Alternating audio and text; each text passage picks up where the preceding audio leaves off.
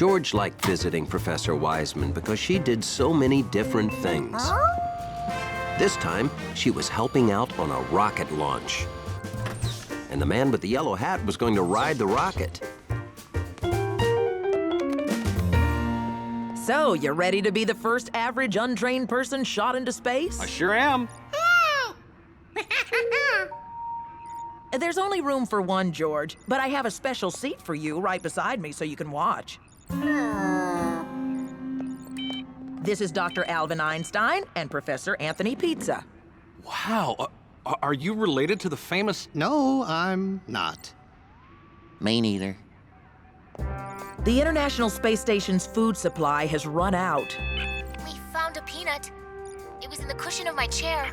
This man with the yellow hat will bring your food supply today. So then it's okay to eat the peanut now? Well, should he?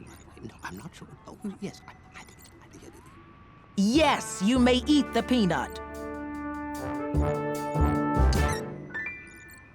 So, this is your rocket designed by Professor Wiseman. It's up to you to launch the food payload at exactly the proper moment. After it detaches from the rocket, it will connect to the space station. Can we count on you? Sure can.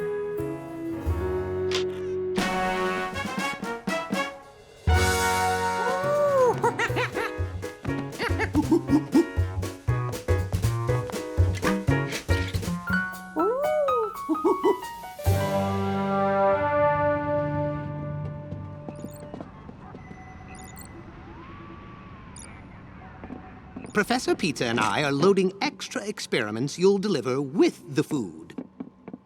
George wanted to see what these experiments were. George, careful. This is an expensive, high-tech... raccoon? They'll live at the space station so we can study how they adapt to life in space. George could see into all the containers except this one. What was hidden in there?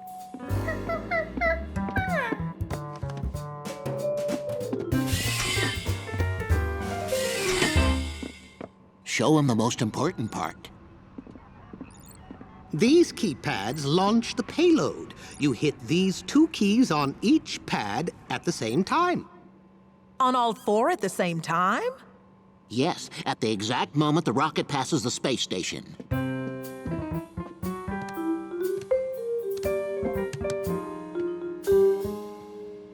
I can't. I only have two hands. The keypads were Pizza's idea.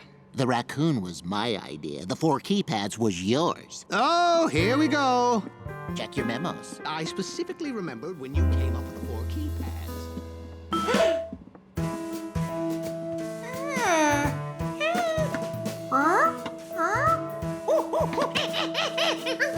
Oh, we have to scrub the mission. Or find an astronaut with 4 hands. Hey.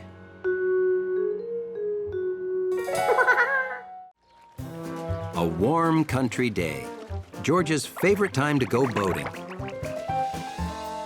Toy boating, that is. Even a toy boat captain can hit rough seas in his favorite perfect pond.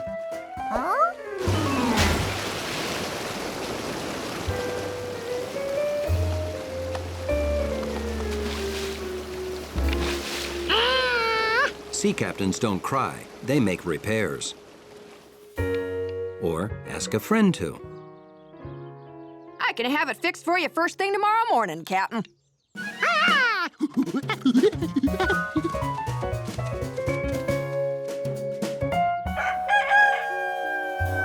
So, at exactly 10 seconds before the first thing the next morning, Right on time. There you go. Ready to set sail again. George rushed back to his perfect pond to set sail.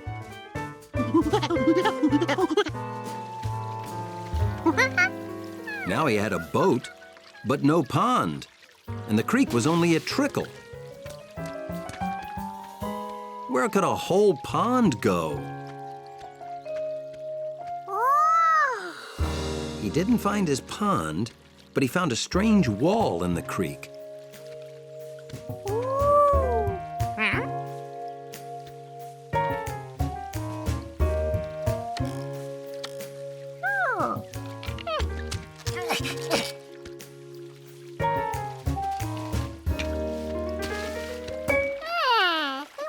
Here's what happened to the water.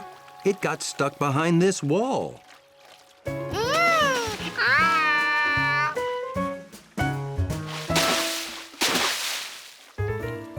Hey, George! Looking for the beaver family? The beavers built their dam to make this great pond. Bet you never see beavers working in the city, huh?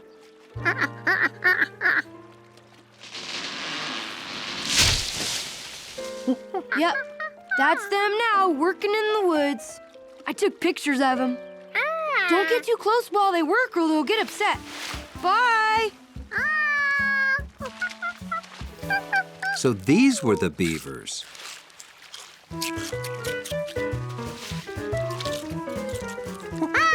George tried to tell them their branches were floating away. He must have gotten too close.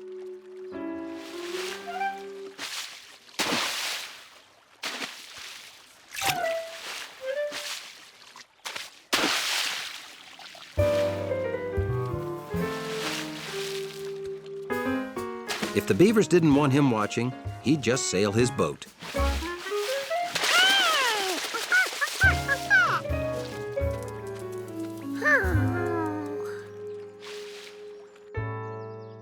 If they wouldn't share their pond, he'd make his own. All he had to do was build a dam like they did.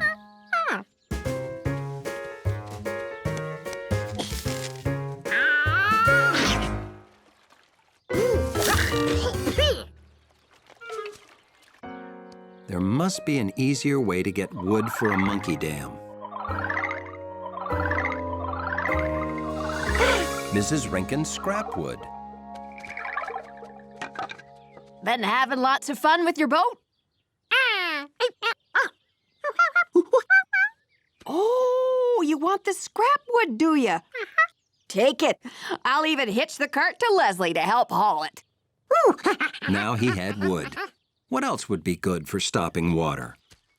It was summertime, and the city was trapped in a heat wave. A real scorcher. But there was one city dweller who was not hot. George was in the country, where things were much, much cooler. Oh, whoa! You call that a cannonball? I'll show you a cannonball! George loved the country. It had lots of great stuff the city didn't have. You could hear frogs croaking. You could feel the breeze from a hummingbird's wings when it spun around the flowers. At night, you could see a sky full of stars. What you doing, George? Stargazing? No one knows exactly how many stars there are. Not even scientists. That's when George thought, maybe it's time somebody found out.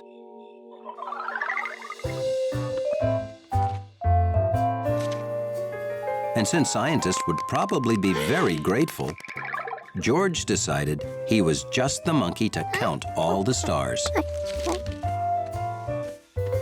The most important rule in star counting was keeping track. George marked each star down on his pad.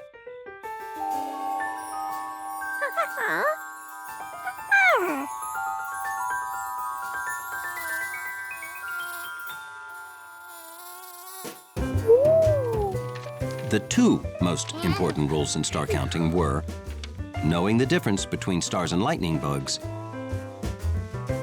and keeping track.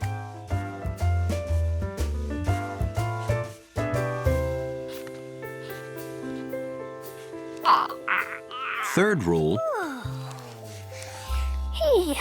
the other two rules don't matter if you don't stay awake.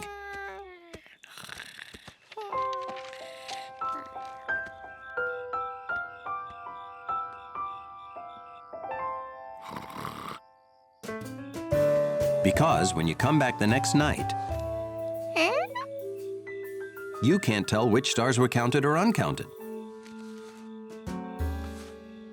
So last night's count can't count.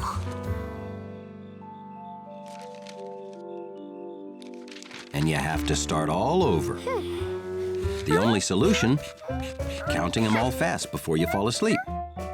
Like this. 1, 2, 3, 4, 5. 1, 2, 3, 4, 5. 1, 2, 3, 4, 5. 1, 2, 3, 4, 5.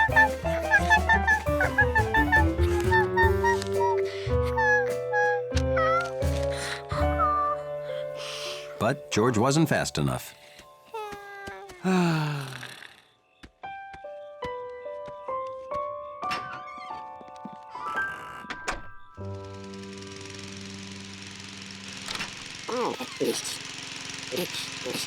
Morning, fellas!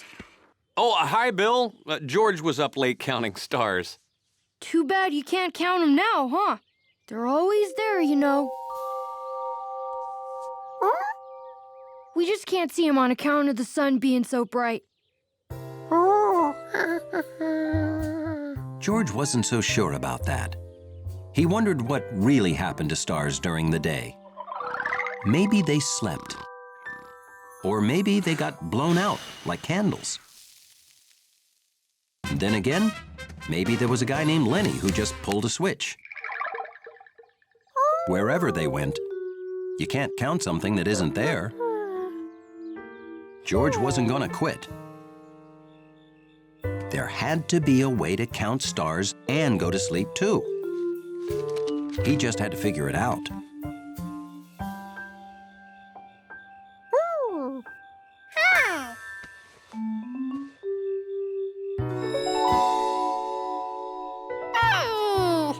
The big upside-down cap. It could be a placekeeper. He could count the stars below it until he had them all, then move to the other sides. He had a system.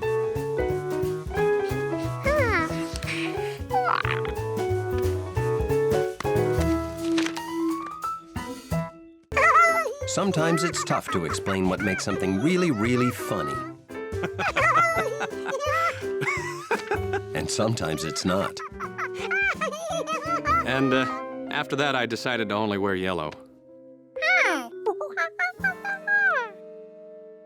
Oh, that? Yeah, that's my lemonade stand. One summer, I got a new soccer ball from running that stand.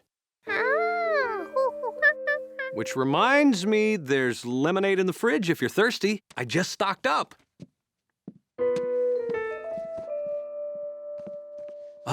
I am really looking forward to coming home and having ice-cold lemonade. Be a good little monkey. Those shorts were a gift from my grandma. George wasn't thinking about funny shorts now. He needed a new soccer ball. And if a lemonade stand worked for the boy with the yellow hat, it could work for George.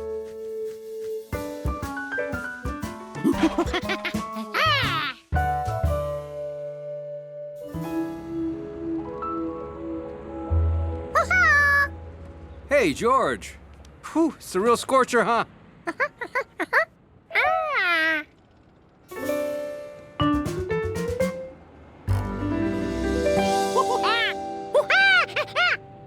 Oh, you want a lemon crate? Sure, go right ahead.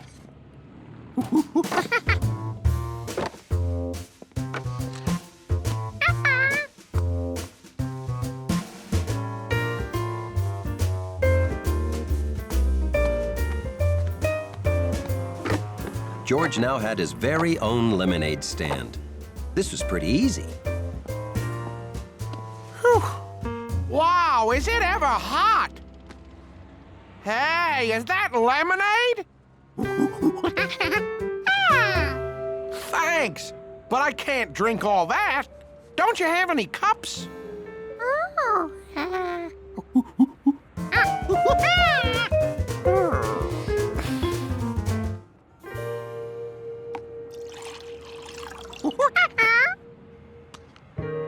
still a lot. How about... There. That's a good amount. George never knew you could make 1 cup of lemonade into 2. Delicious. Let me give you a little something. What a great business. George wondered why everyone didn't have a lemonade stand. Here you go. Thanks. He wasn't sure how this was going to work, but George wouldn't give up while he still had lemonade left.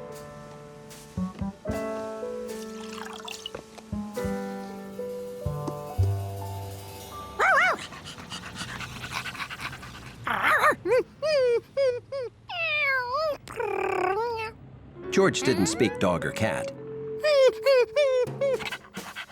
but he knew begging when he saw it.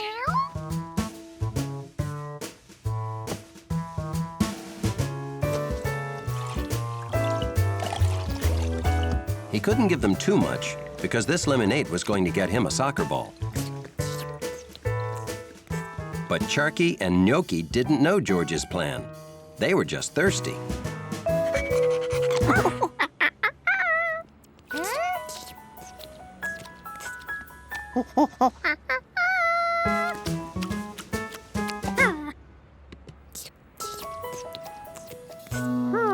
Ooh, I'd like some lemonade.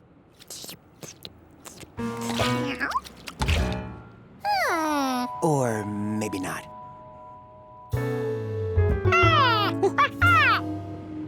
Can I give you some advice? People prefer unlicked lemonade.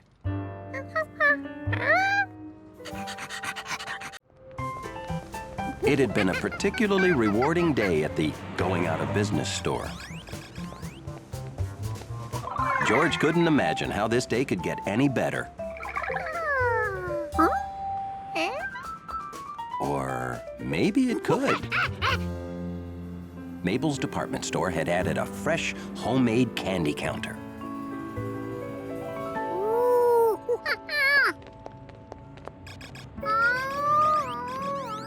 Oh, I don't know about you, but I simply can't walk away from blue candy. But I can't carry this into Mabel's.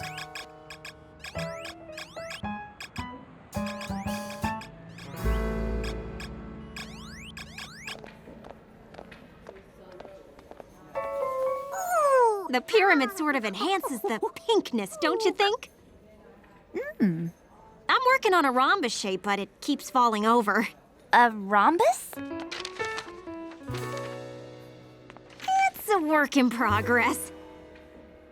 Anyway, welcome to Kaylee's Candies. I'm Kaylee. We'd like 4 small boxes. Great! This is my first order today. No one could wait till they got home to try the chocolates.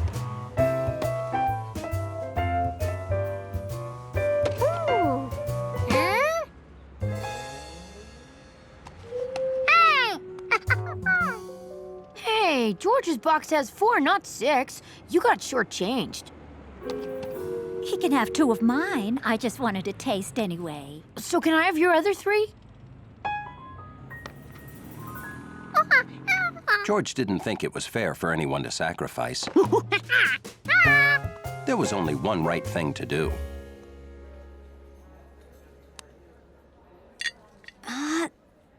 Oh, nuts.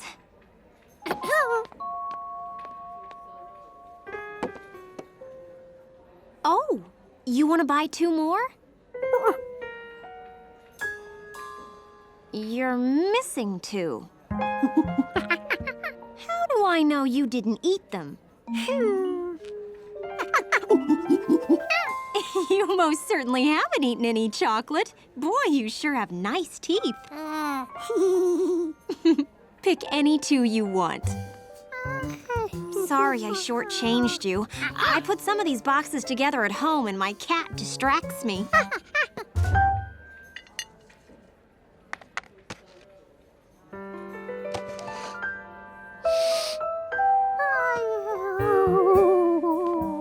Oh dear. I need to pick up more stock, but I can't just leave. Hey, would you mind watching the counter?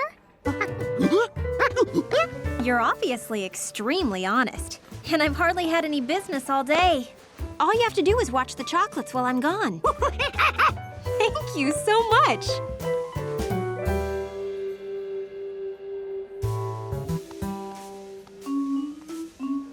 The mysterious rhombus. George wondered if he could make a rhombus. It didn't seem hard.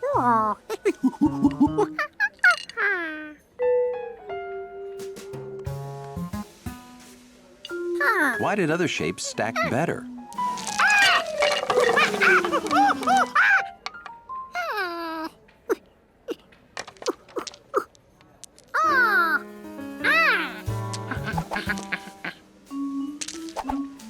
Maybe they went together by shape, not color. George concentrated on his work.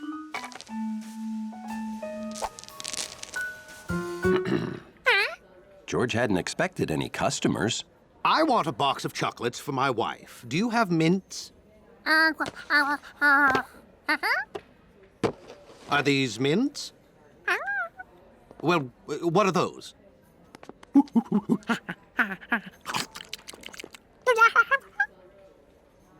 That doesn't look like a mint. The next blue one had the same filling, and it still wasn't mint.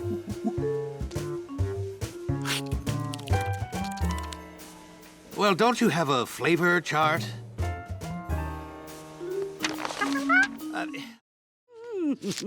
George always liked helping in the Pischetti's green, beautiful garden. We need more tomatoes, more eggplant, more everything. Nettie, we must expand our garden. I have drawn up a plan. New hoses, fresh topsoil, more plants. But, Chef, where will we expand to? The reason George liked their garden so much was that it was right in the middle of the city.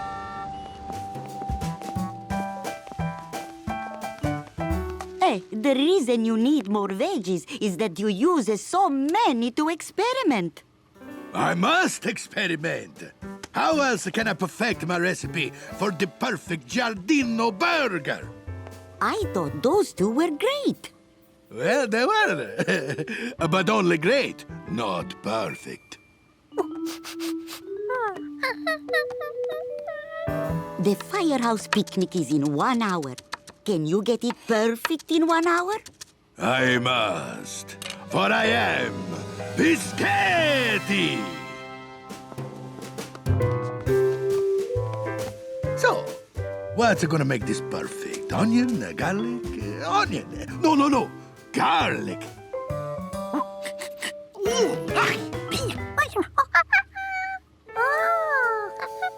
Onion? Okay, let's try it.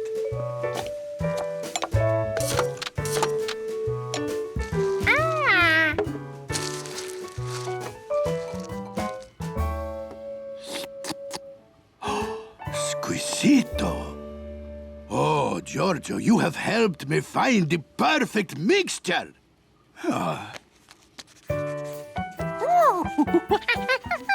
These are my recipes. I write down how I make my food, so I can make it the same way every time. Happy with the recipe, Chef Pischetti grilled a test burger.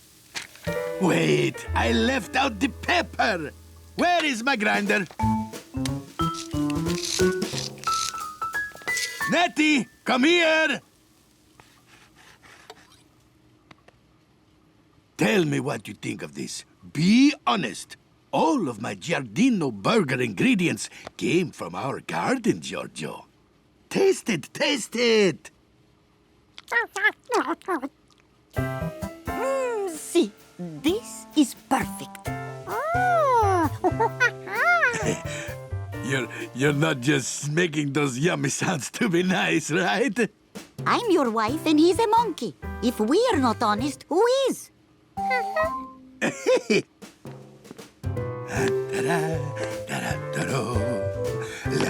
So, Chef Pischetti quickly made enough burger patties for the firefighters' picnic. Please put these on the back of my truck while I get my grill ready.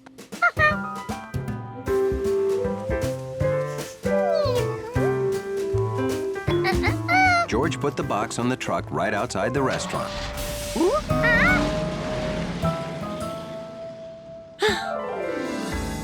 But he didn't know there were 2 trucks out there.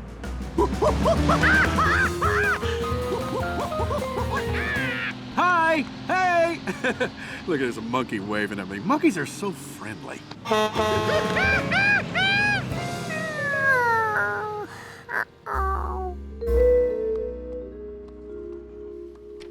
Oh, Nettie, if everyone does not love those Giardino burgers, I will never cook again. Even if they don't, you have a book full of other great recipes. I don't care. If anything at all goes wrong, I'm gonna hang up my big white hat forever. Please relax. They will love them.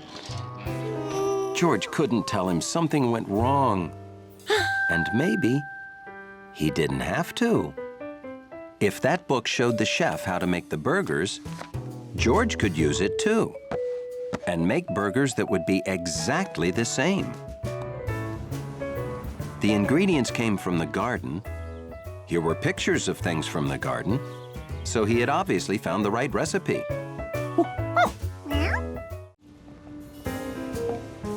George couldn't recall ever seeing the man with the yellow hat looking like this. He was usually calm, cool, and wearing a yellow hat. Oh, here he comes. Hello? Good morning. Come on in. Ready as promised.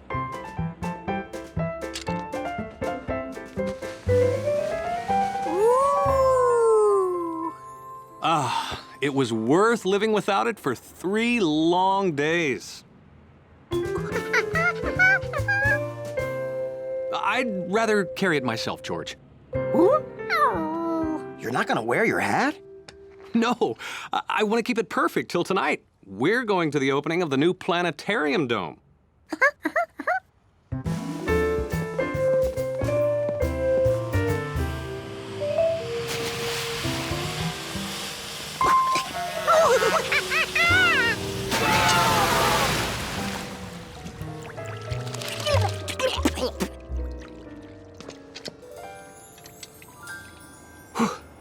Thanks. Let's get home before anything happens to my perfect clean hat.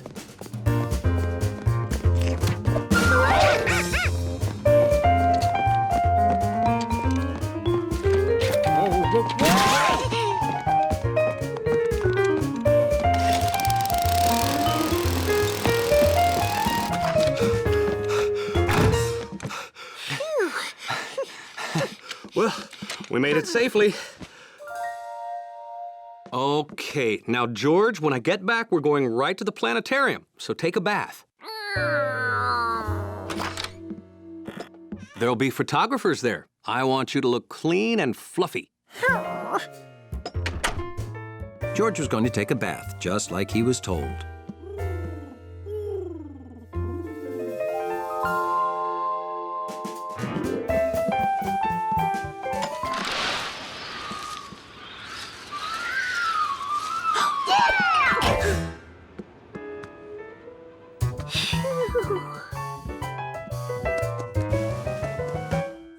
It sure was a perfect hat. Who could resist trying it on? George wanted Compass to see him in the yellow hat. It'd only take a second.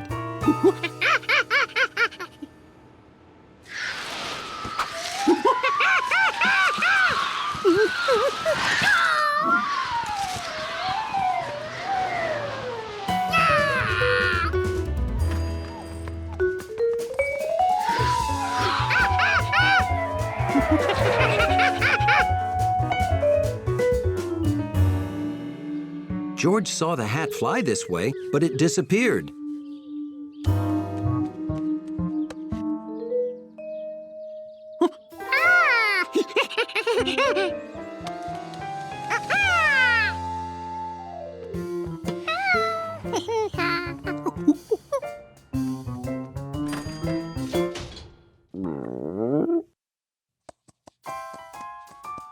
hat was back home and still perfect. Almost. George removed the piece of branch as carefully as any surgeon working on any yellow hat could. Okay, there was just a tiny thread there. No problem. Maybe he needed to pull harder. Or maybe it had to be cut off.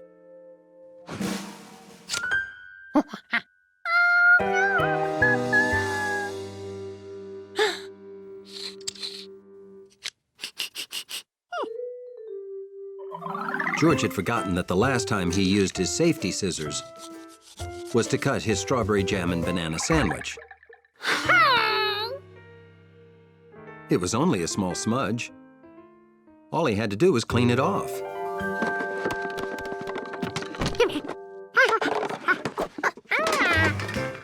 This stiff brush got the grill sparkling like new every time, and the grill got dirtier than the hat.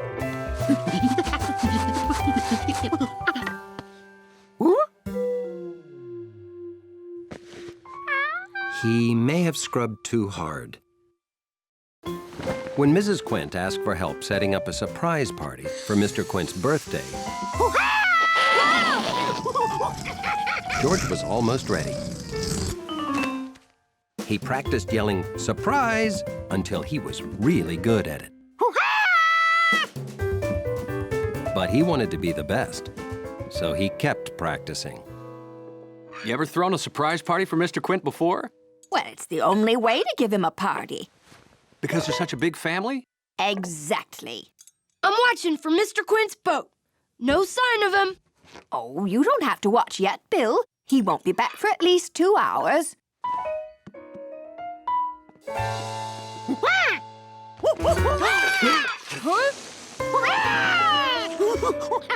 Whoa! It's not my birthday, George. I'm not supposed to get surprised. He's home early. No! What do we do? Oh, take him to your house and keep him there till party time.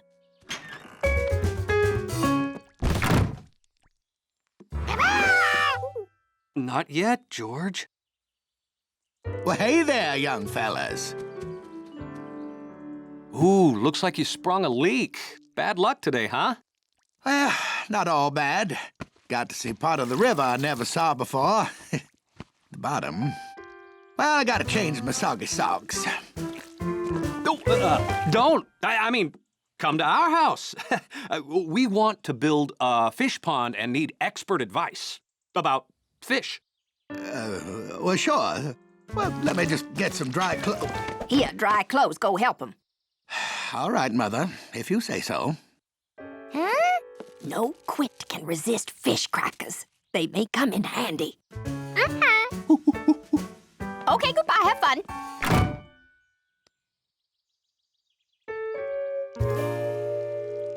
So George and the man with the yellow hat kept Mr. Quint busy with lots of questions. What do you think? Well, if you make a pond that big, you can have almost any size fish.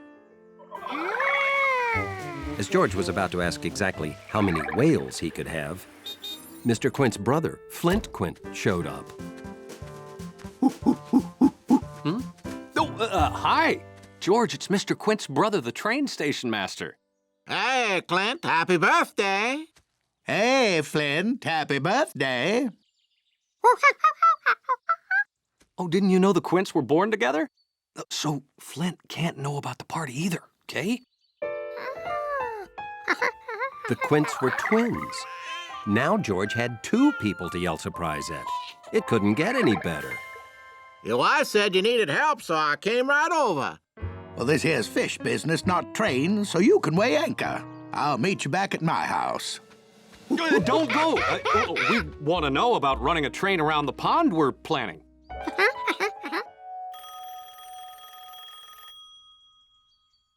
I'll be right back.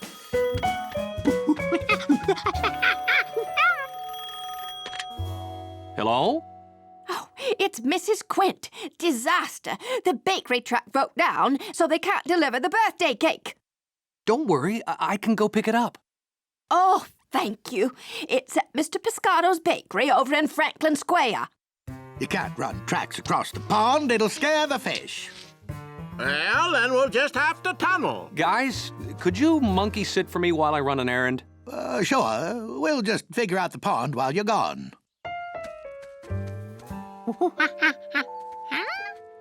George, it's your job to keep the quints here so the surprise isn't wrecked, okay?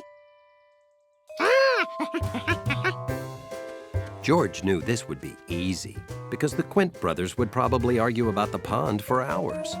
Well, we've got it all worked out. The perfect pond and train. So we'll monkey sit you at my house where we could draw up plans. George had to keep the Quints here. It was important. The surprise.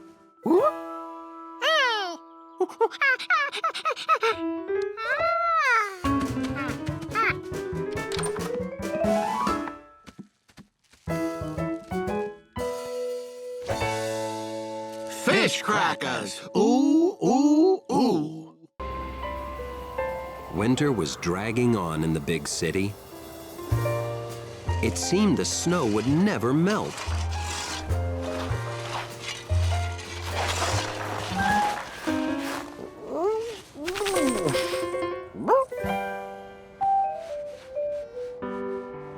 Fortunately, George and the man with the yellow hat were heading out on a tropical vacation.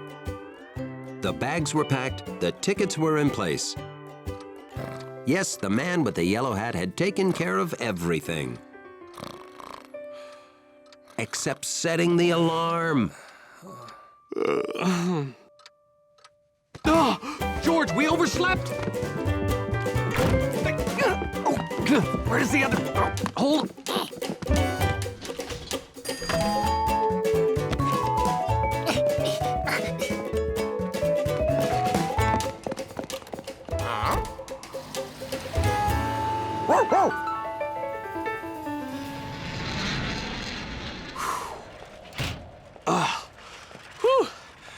We made it. Hawaii, here we come. Oh, here, George. This will make it easier.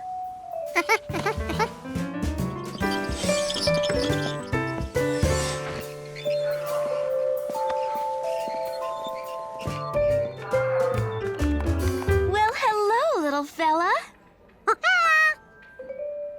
And then George saw it.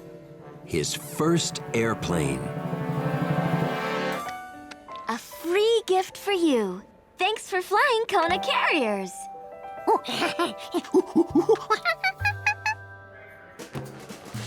He liked this airport already. Wow, George, I can't believe our luck.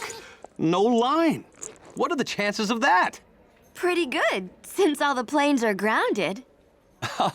I'm sorry? Haven't you heard the weather forecast? Oh, no, the alarm didn't go off, and then I had to pack my monkey.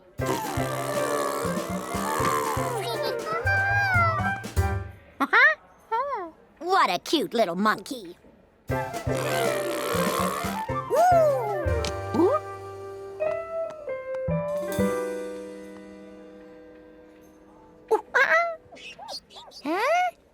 Bad news.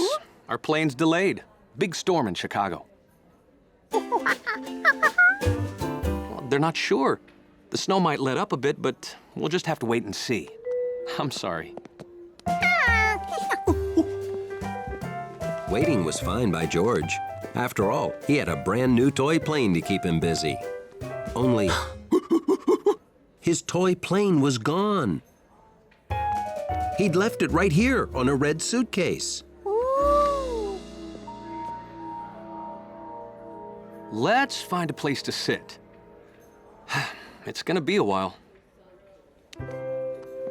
George didn't want to bother the man with the yellow hat about his lost toy. He had the real plane to worry about. But George couldn't stop thinking about it. Where could his toy plane have gone?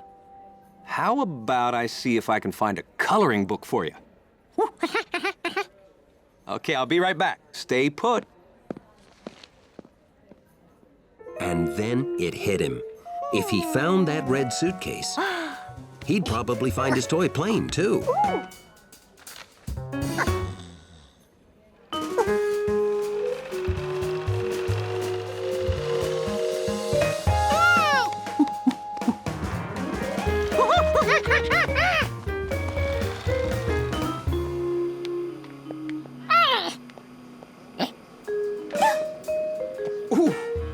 Pardon me.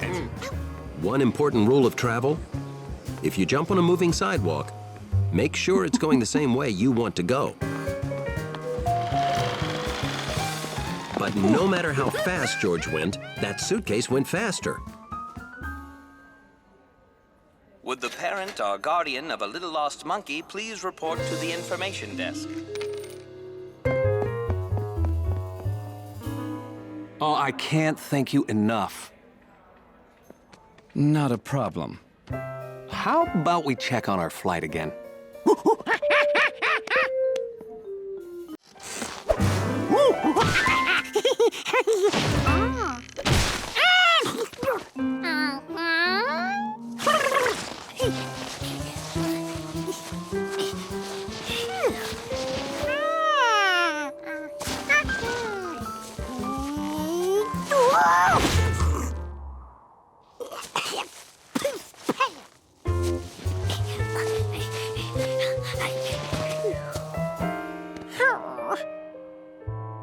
Here was all this fresh snow just itching to be played with, but it was too deep for George. Hey, George!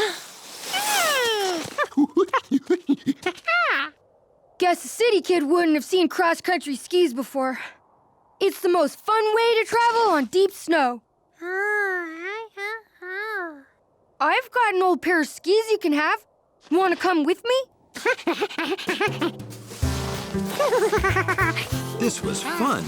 George took to skiing like a monkey to skiing. Think you can handle that big hill? With skis on, George could go anywhere there was snow. Or so he thought.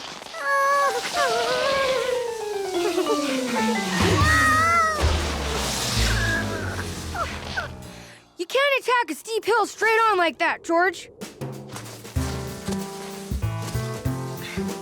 You gotta zigzag it.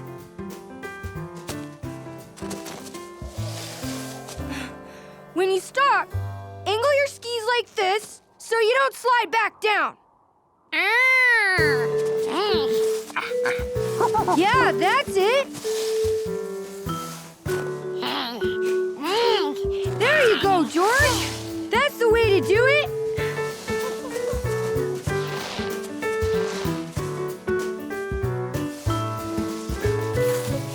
George had a great view up here. He could see houses and farms. And there was his house. And then he thought he'd better head home right now because the man was making the last of the cocoa. And no one can resist the drink me now power of cocoa. Not even the man with the yellow hat. I wonder what that could be. I'm gonna go take a quick look around. You wait here.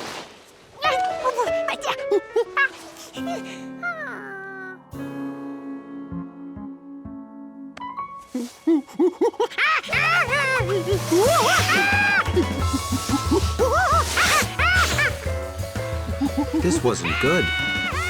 He was getting even further from home.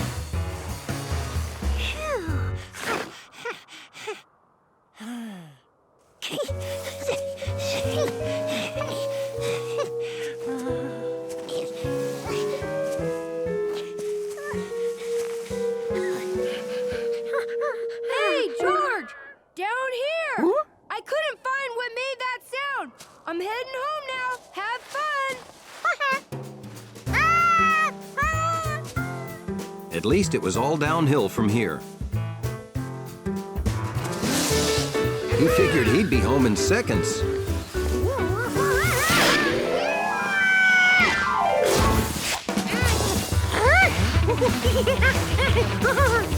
There had to be a way to get that ski.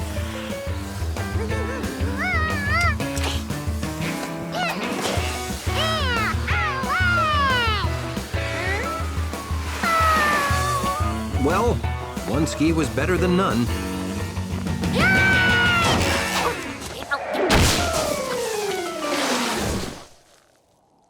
That was awesome.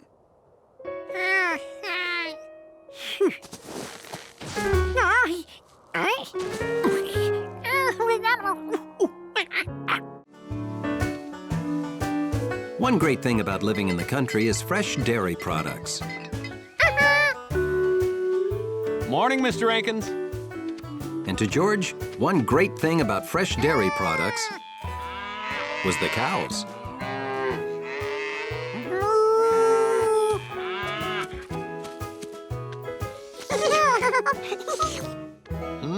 Leslie sure likes you. Well, happy cows give more milk, so please stay as long as you like. Does that sound like fun, George? Okay, remember, be a good little monkey.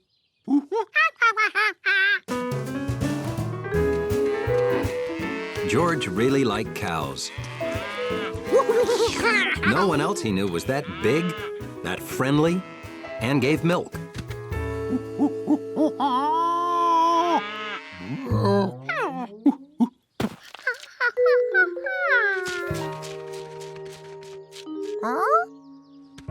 It seemed like Jumpy Squirrel must have had food stored everywhere.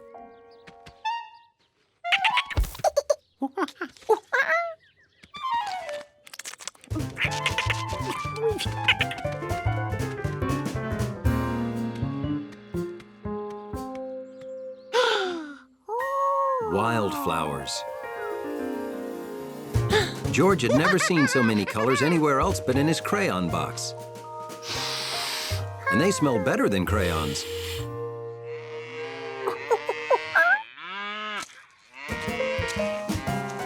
George wanted to share his discovery. After all, who doesn't like to smell nice flowers?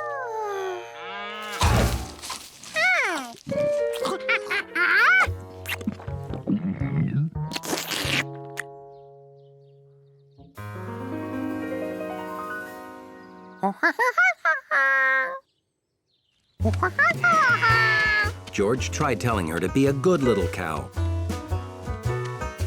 Leslie obviously didn't speak monkey. So George tried to speak cow.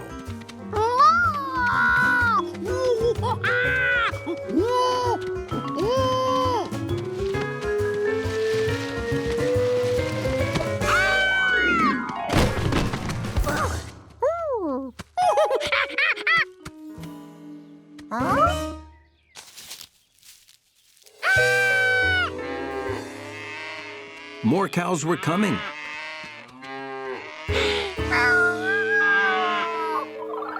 Maybe this whole field had once been filled with beautiful flowers, and they'd already eaten the rest.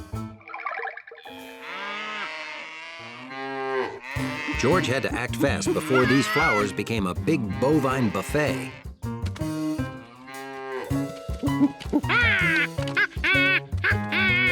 Unfortunately, cows don't understand arrows. He tried to distract them by juggling apples. But the cows ate his act. So George borrowed an old scarecrow and turned it into a frightening scare cow.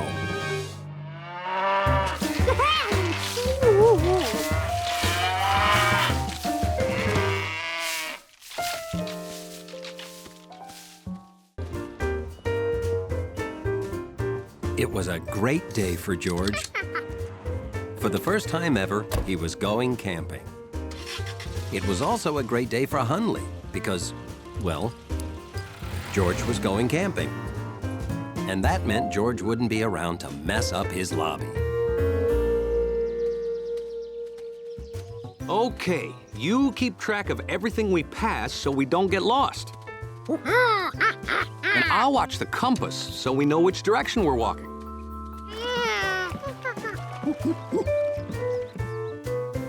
first rule of camping is always pick a good campsite.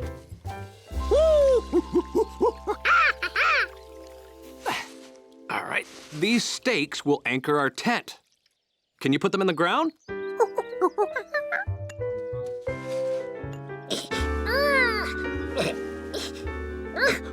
I put a mallet in your pack. A good camper must be ready for anything.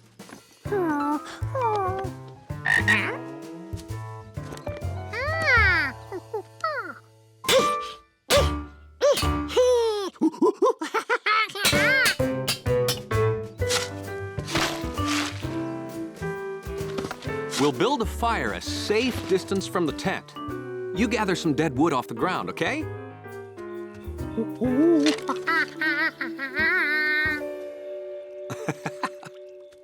Good job, George. Okay, stand back.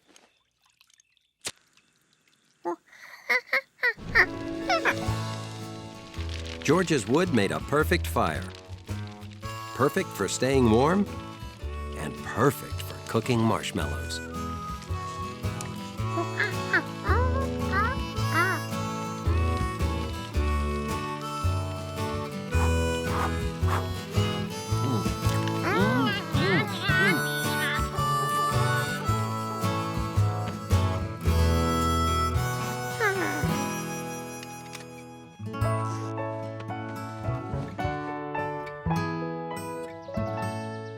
The next morning, George emerged from the tent ready for anything. Well, anything but. Time to go home, George.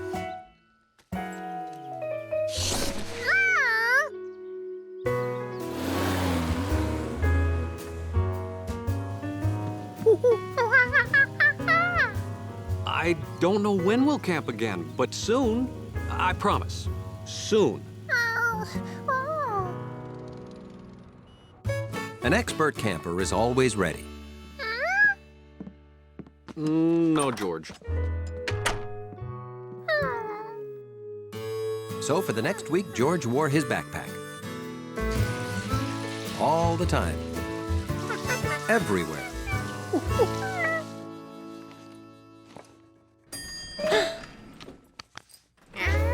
No, George. Soon. But soon never came. Poor George. I don't know when I'll be able to take him camping again. Gee, I haven't gone camping in years. Hey, maybe that's what Hundley and I should do on our next day off. Camp. And George can come too. Oh, that would be great. George, would you like to go camping with Hundley?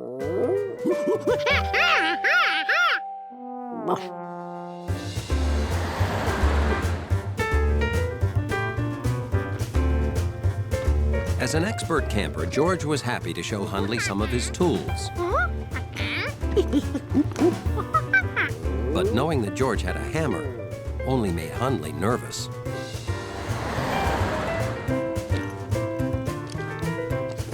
Forget your compass, George. The auto navigator will guide us.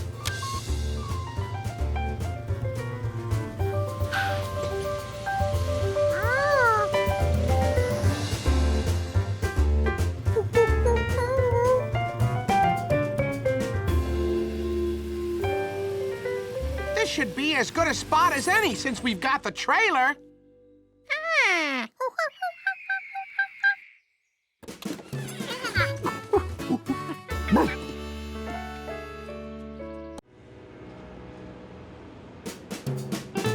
When spring is in the air, there's nothing a monkey likes more than to spring in the air.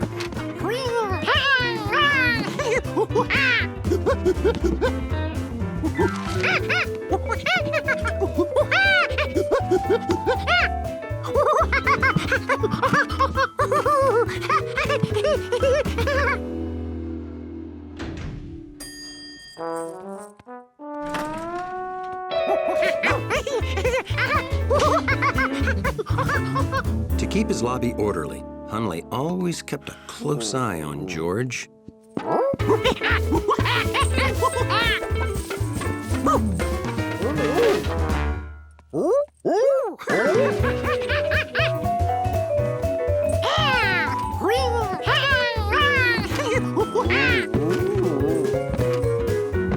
George. I wish I had your energy, George.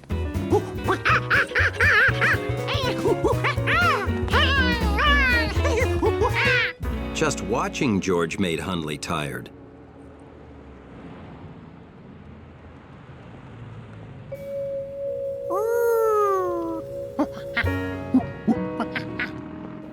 Hello, Professor Wiseman. Hi. What do you have, George? Your favorite kind of dinosaur?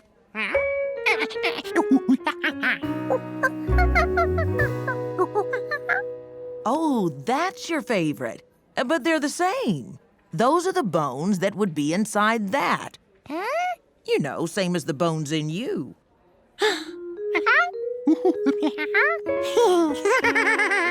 Feel your arm. The hard part? That's bone. It's your skeleton.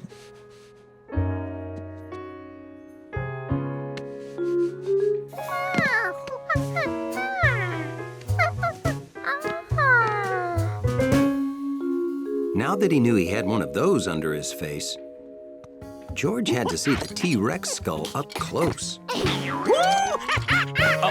George, don't. It isn't safe. Oh. Are you okay?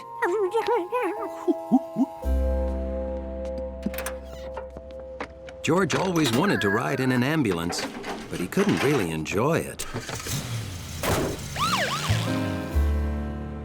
At the hospital, Dr. Baker decided they needed to see George's leg bone by taking an X-ray.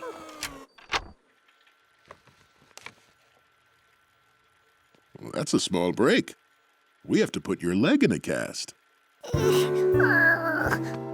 Now, this cast will keep your leg from moving while the bone heals.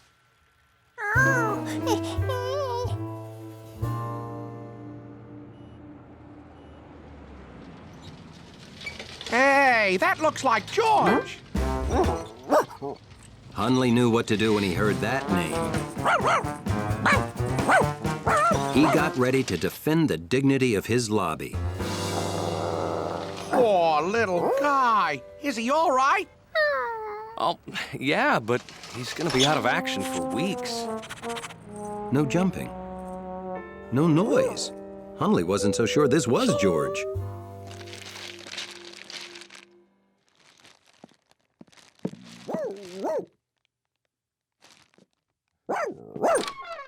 Well, hello.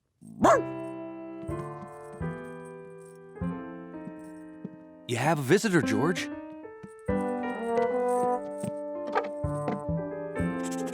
It was George, all right. No one else in the building smelled like that. Hello? Hundley come up here? Yeah, we're in George's room. You know, in the lobby, Hundley pays more attention to George than anyone. That's friendship. Hundley could keep George company when you go to work. I'd excuse him from his lobby duties. George, would you like Hundley to be your monkey sitter?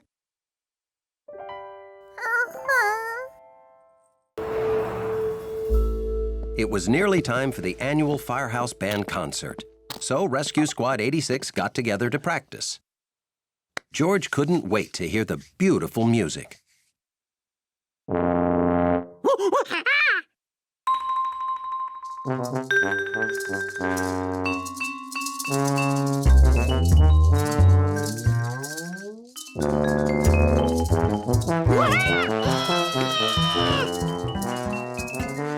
Don't worry, George. We'll sound better. We're just warming up. All right, let's get started. A 5, a 6, 7, and 8.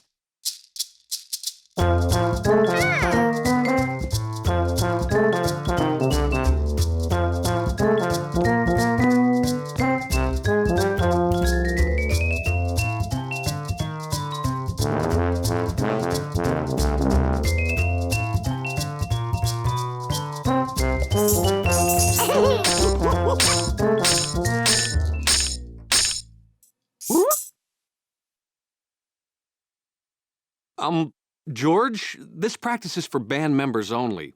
That's the rule. A 5, 6, 7, and 8.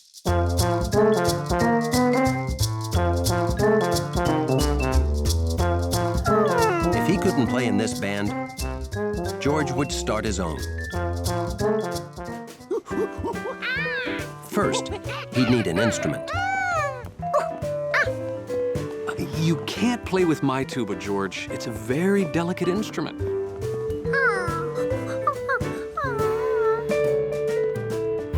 Have a good practice? Great. You don't want to miss this concert. The doorman's ring of keys sounded a lot like a tambourine. I'll start lunch. Do you feel like a Giardino burger, George?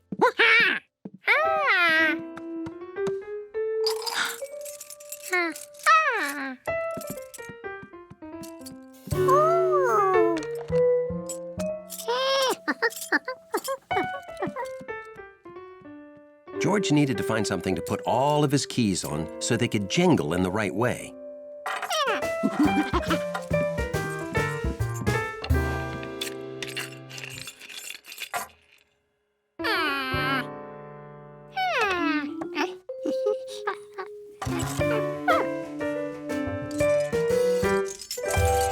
Lunch is almost ready, George. Have you seen the hall closet key anywhere? I know I have a box of old keys that I don't use anymore. You can play with them.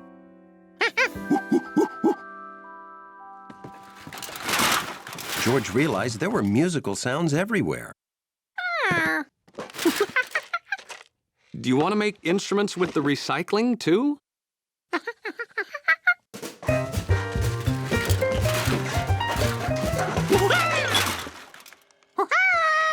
I think you have enough for an orchestra here, George.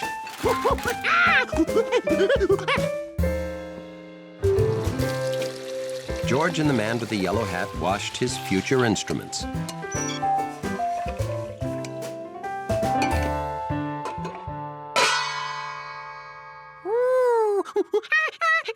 I don't think so, George. Those are the lids for my best pots.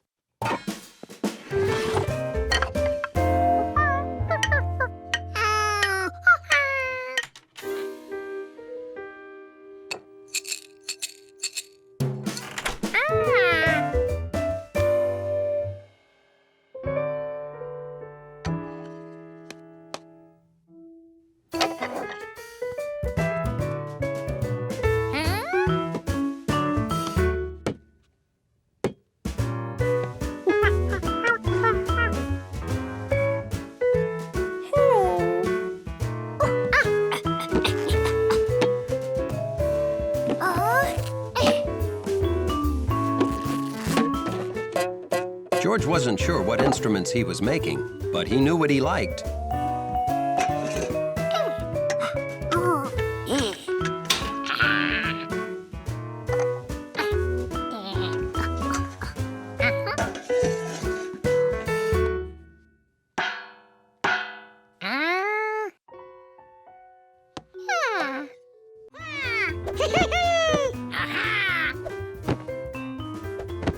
George was conducting an important experiment, testing the bounce factor of the living room furniture.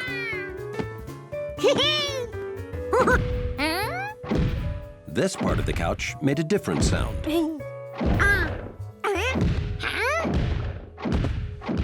That wasn't the couch. It sounded big. It sounded heavy. And it came from up there.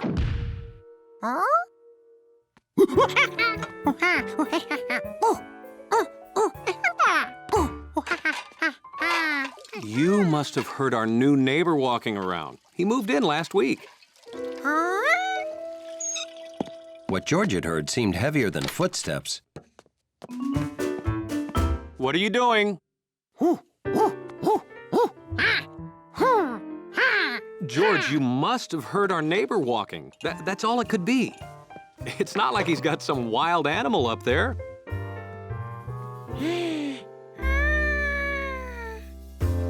The man with the yellow hat lived with George, so why couldn't the new neighbor live with an animal?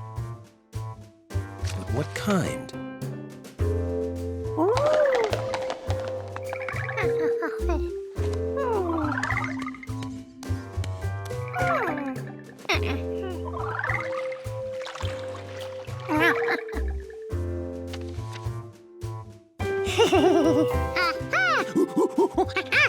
Of course, the new neighbor had brought home an elephant.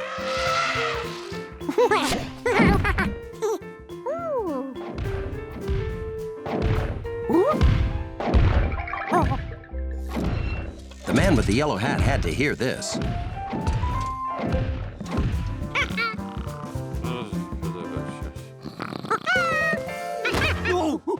George?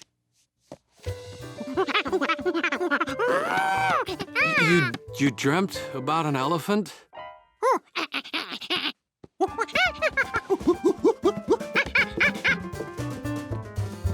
Shh. Oh,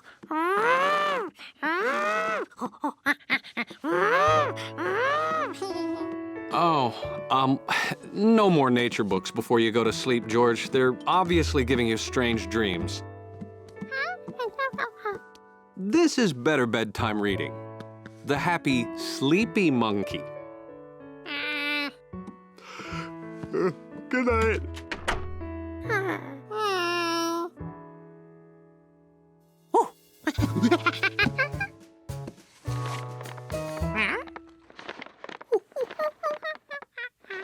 This new sound certainly wasn't an elephant walking around. It was an elephant that was doing what?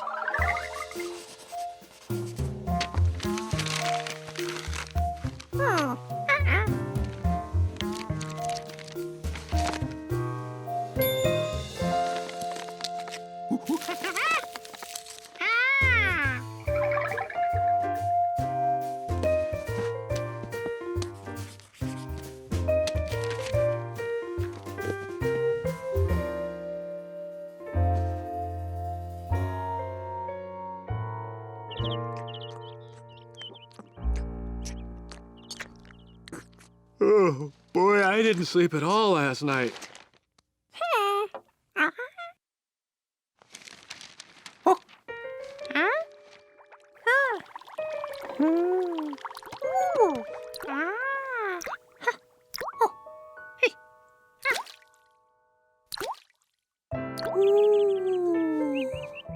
George never realized there were so many sounds in the world. He'd never listened hard enough.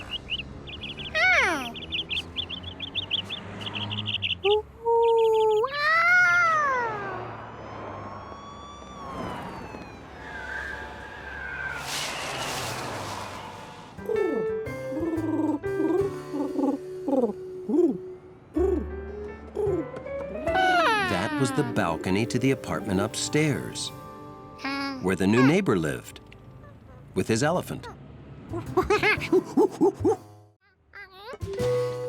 Friday afternoon, a perfect time for a trip.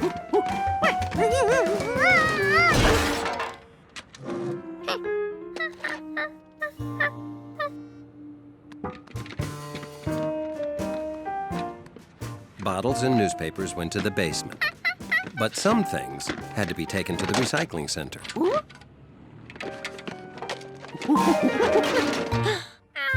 Hey, looks like you could use a hand. Or maybe another foot. I'm guessing you're going the same way I am.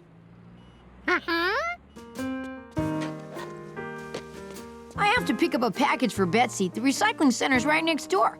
Stick it all in Betsy's wagon. I'll give you a lift.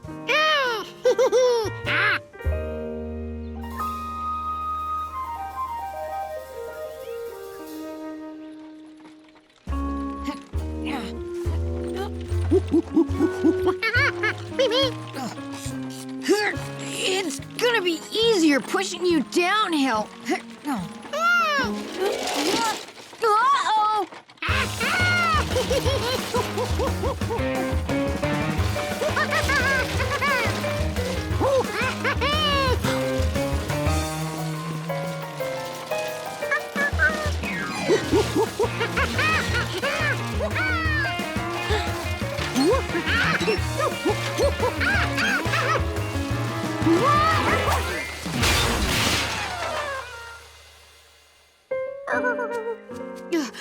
George, are you okay? The wheel! I'll get it! Boy, rolled a long way. I bet you could get it to roll from here to the other end of the park if you wanted. Might even set some sort of wheel rolling record. Say, what do you think? For the record?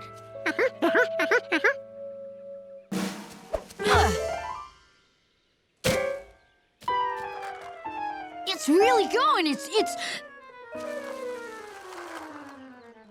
gone. Hurry, after it!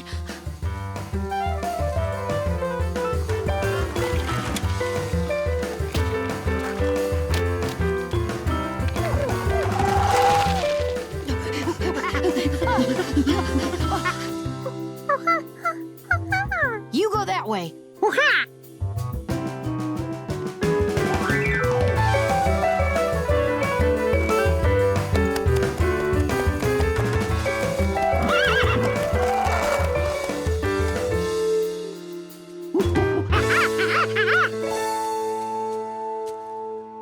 I got it.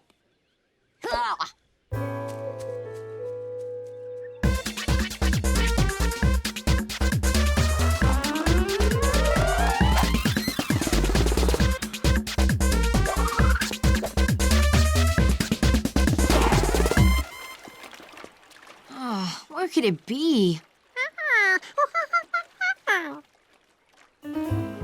Oh my gosh! The package place will be closing soon. Come on, we'll find the wheel later.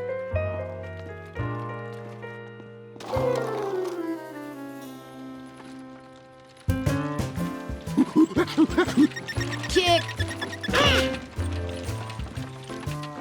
This isn't so bad, as long as we keep the weight. Kick! Over the back wheels and you keep kick! Kicking the other wheel back in, we'll be there in... Hey, we're here! With time to spare! Our problems are over! Oh, this is gonna be a problem.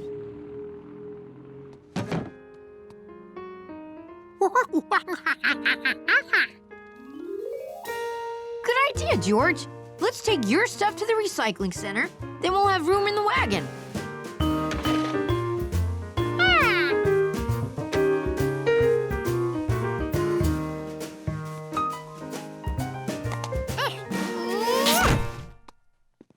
Hey, what are you doing, George?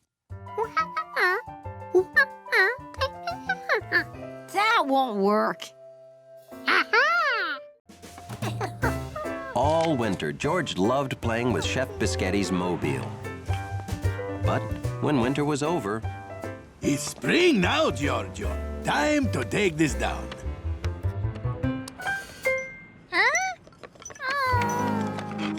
Springtime seemed like a bad excuse to get rid of something fun. So why not make a new spring mobile?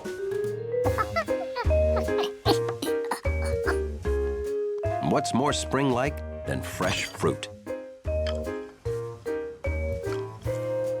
George thought his mobile had everything a mobile needs. Had he forgotten something? Balance. That's what you need. Like this.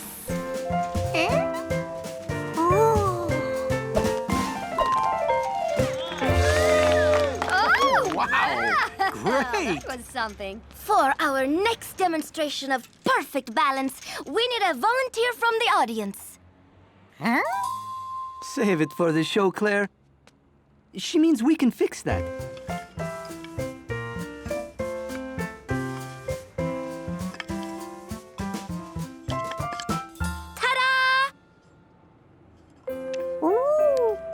George wondered, who were these incredible fruit balancers? Zucchinis! Biscotti! Giorgio, these are my friends, the famous zucchinis. We came by to order food for our rehearsal. Our show is tonight. Molto bene. I'm gonna deliver it myself. Thanks! Ciao! When he woke up that morning, George had never heard of them. But now, All he wanted was to be an amazing balancing zucchini.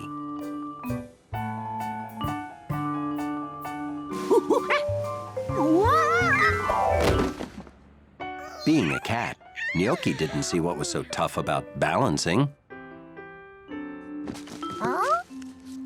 But George needed to see how the zucchinis did it.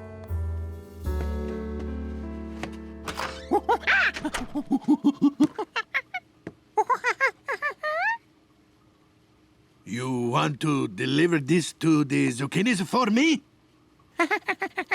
Aha! Maybe you like to see them again, because you want to be a zucchini, eh? Oh, I know.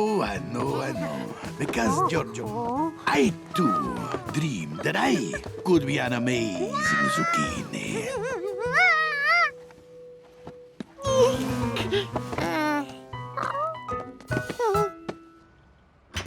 Follow your dream, Giorgio. But hurry up before the pizza get cold.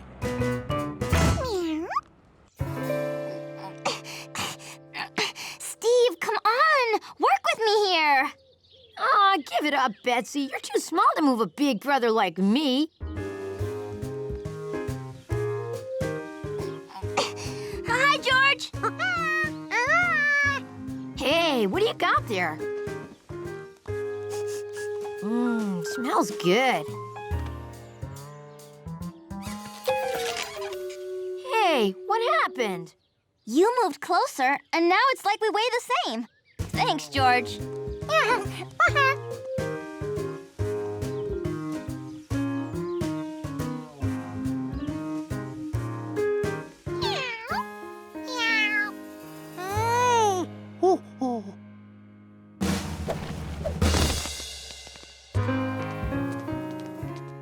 Food! Sustenance! That which gives us the strength to perform our amazing feats!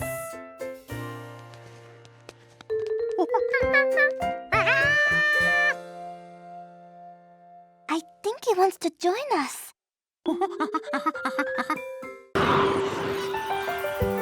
It was one of those country mornings when George would have slept late, if a strange sound didn't wake him up.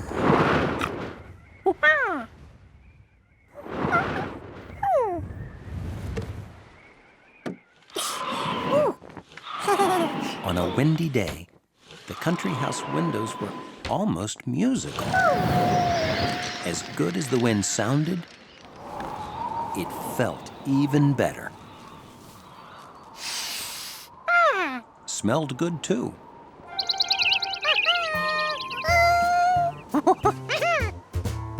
There had to be lots of things a clever monkey could fly out his window, like heavy winter socks. Birds he drew.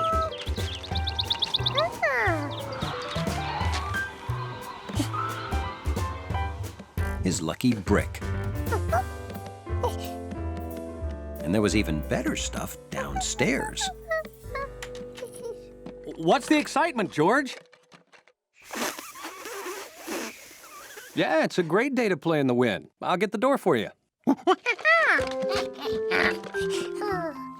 George, if you're wondering how a big yellow hat would fly, you know the rule, buddy. No one is allowed to play with the yellow hat. Have fun. Clean up after yourself. And don't blow away. George couldn't decide what he'd fly first. And then he didn't have to.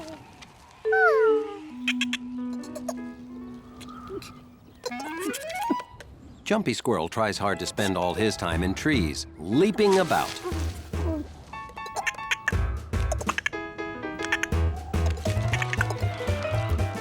But when it's time to eat, he has to go where the nuts are buried.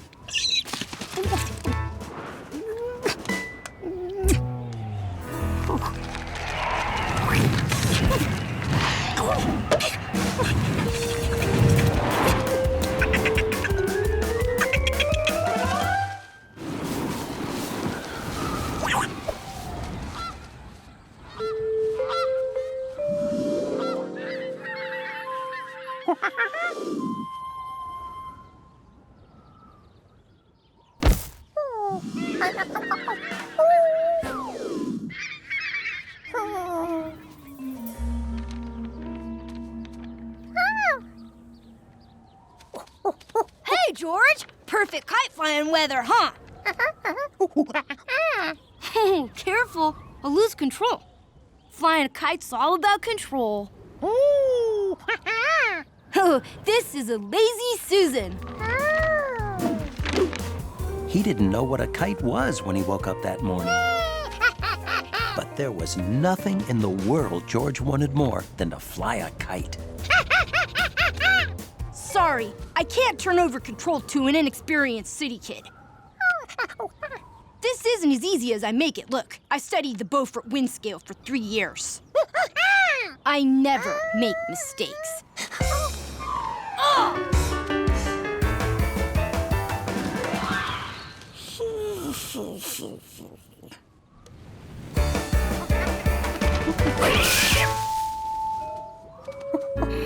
Rats! That's never coming down.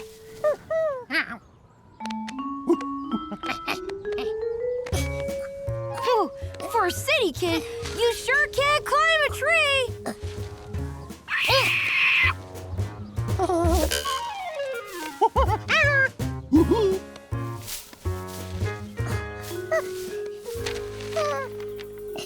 Not a scratch. Thanks, George. As a reward, I'll let you fly her.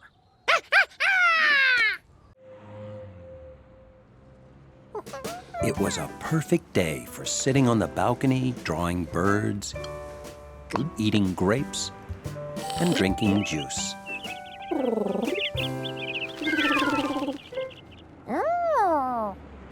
George had seen a lot of birds, but none wearing one of those. Bird had seen a lot of animals, but none doing that. He wasn't going anywhere till he figured out what kind of animal George was.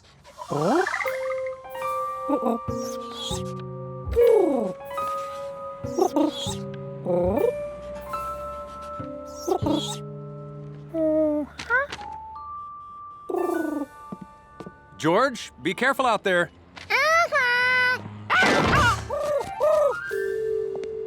An artist's life is full of hard knocks.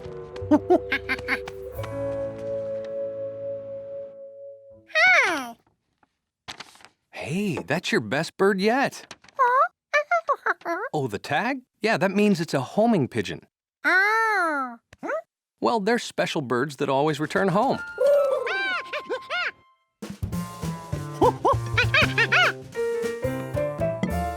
Hold on. Just because he came back here doesn't make this his home. Homing pigeons have special homes. Ah, that's the pizza. Wash up.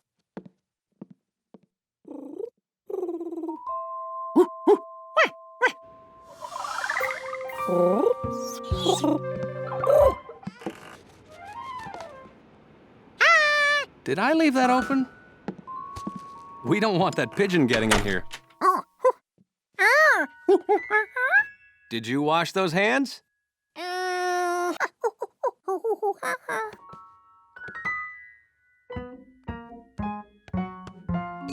Shh. Wash them good. Yesterday you passed me the butter and it had grass on it.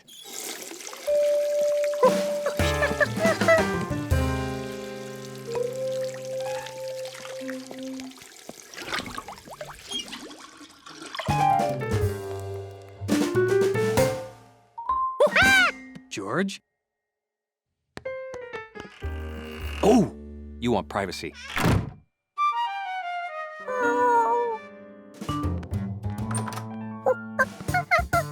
Now, where is that pizza cutter?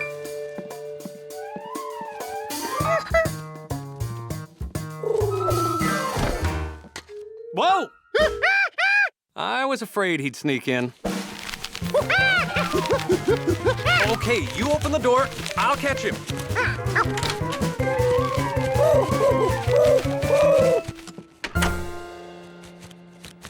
George, he needs to go home. This just isn't a good home for pigeons.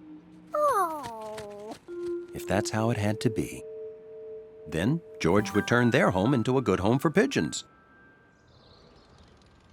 This called for research.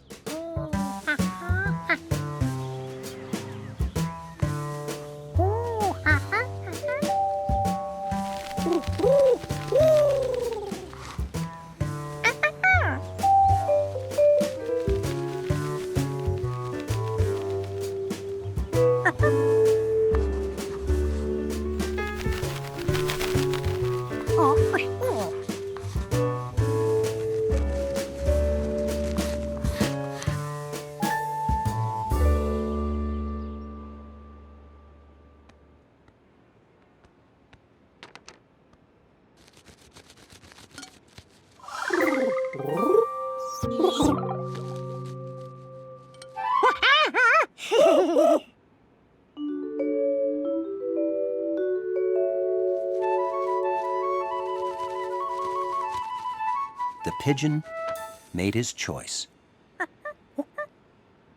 George is always a good monkey when he's asleep. But no monkey wants to sleep through Saturday. Woo!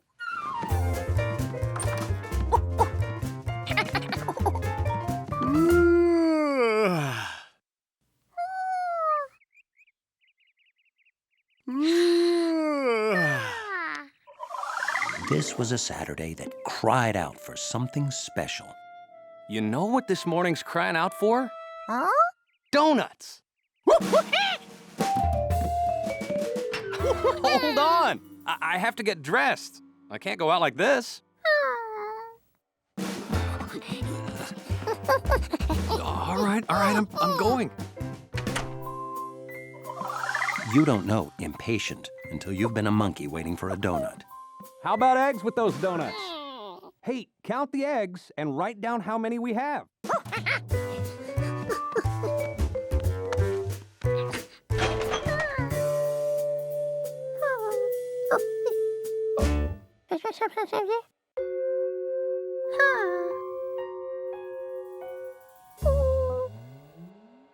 Ready.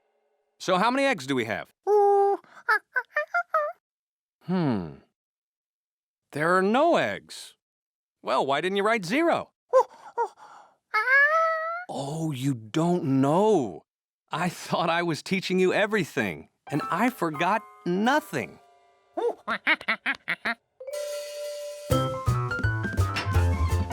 George, no time like the present to learn.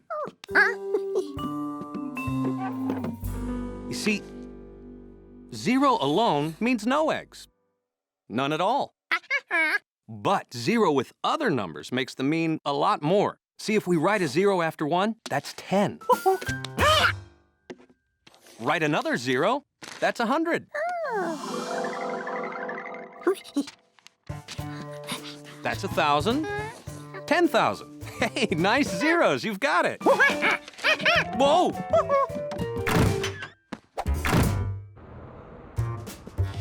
Morning.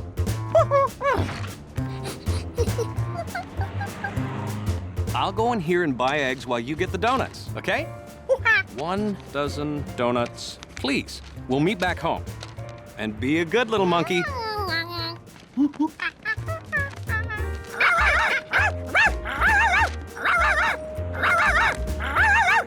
Someone on a donut mission can't stop and play.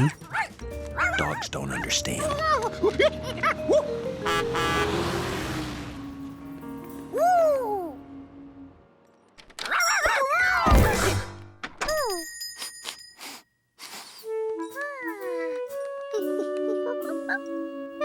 George was really hungry, but his order only had a measly 1 on it.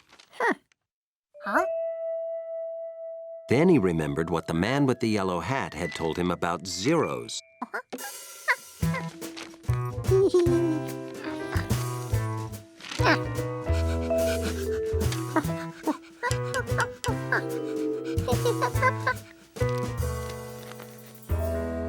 George, Chalky, good to see ya.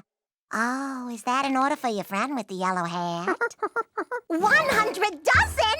Oh, our biggest order ever! Oh, he must be having a giant donut party.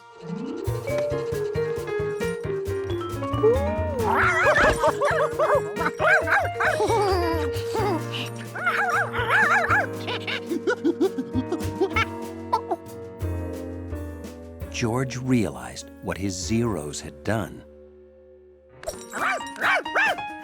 But try explaining that to a dog.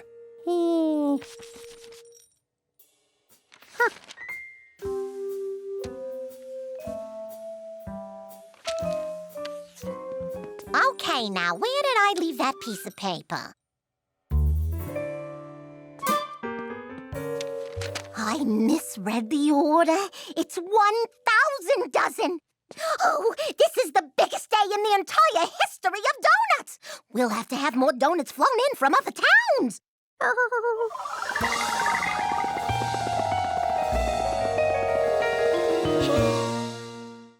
It was a perfect day for boating. Anyone with a boat, or even without, was floating on the river. George had never seen so many different boats in his life. And then he saw a boat that wasn't like any he'd ever seen before. A boat full of cars. Oh, that's a ferry boat.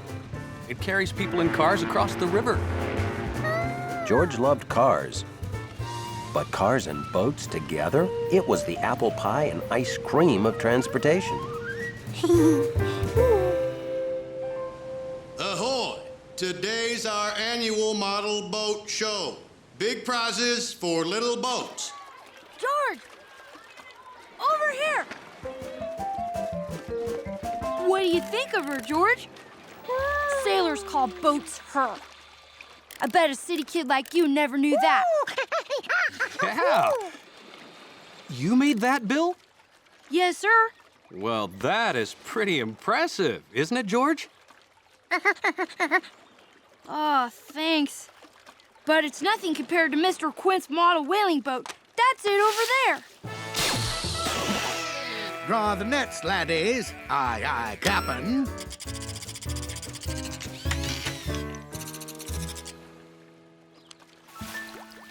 And over there is Mrs. Rankin's Ark.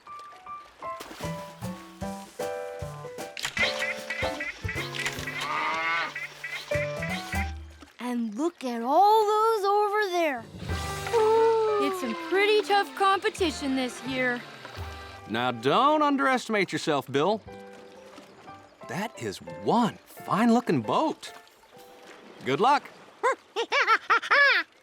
Oh, sure, you can stay with Bill. I'll set you up right here. Okay, I'll be over at the bleachers saving up some seats and sizing up Bill's competition. I'd sure like to win a ribbon, George. To buy this kit, I had to save 9 weeks of money for my paper route. Oh, I almost forgot to do my paper route. Could you do me a big favor and watch my boat while I'm gone?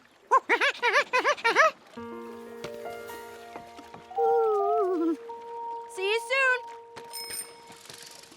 George knew boat watching was serious business. There were a lot of nice boats here, but not one person had built the greatest boat. A ferry boat.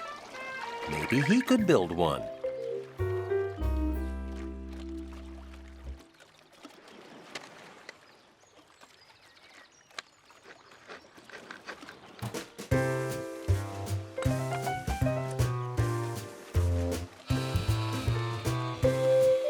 Commanding a ferry had been George's lifelong dream, ever since he first heard of them, earlier that morning.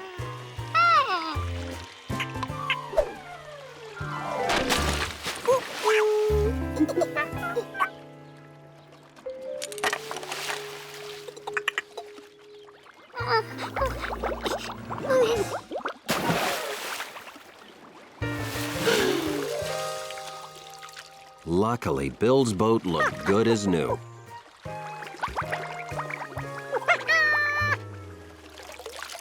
Maybe he just put it down the wrong way. Hey, George, how's it going? I'll be back after I deliver the rest of these papers. Thanks for taking good care of my boat.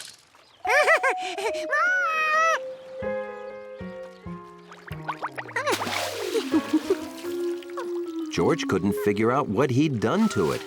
It looked perfect. But he knew one thing. No! Bill couldn't enter the contest with this boat. George had to build him a new one, and fast. Unfortunately, George had no idea how to do that.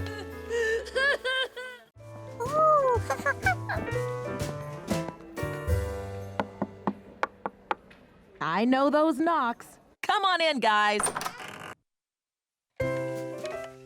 Wow, what's that? My hobby, working on complex things, relaxes me.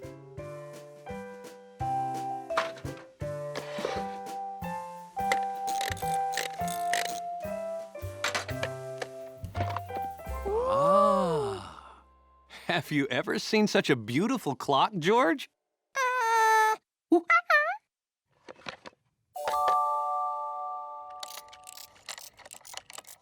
If you like it now, watch what happens every hour.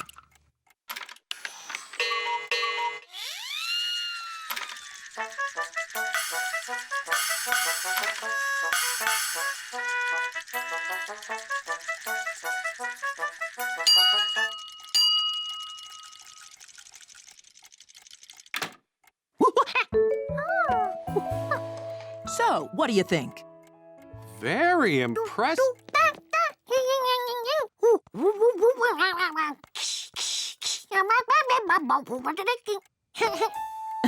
I'm glad you liked it, George. Oh, we should go. The rocket presentation is starting soon.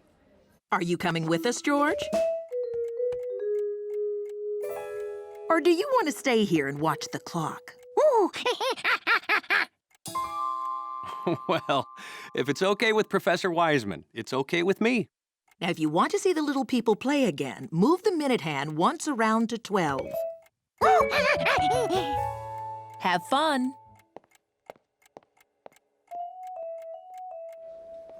How long does it take to build a clock like that? Oh, about 3 years. Oh, that reminds me. I'll be right back. George, be a good little monkey. Exactly. George wanted to see the little people again.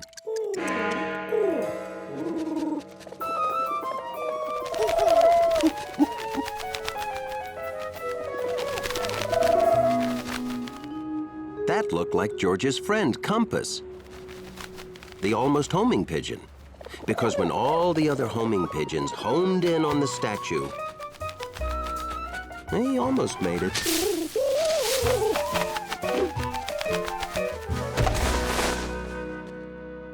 It was Compass, all right. George was happy to see his friend the pigeon. And Compass was happy to see his friend the...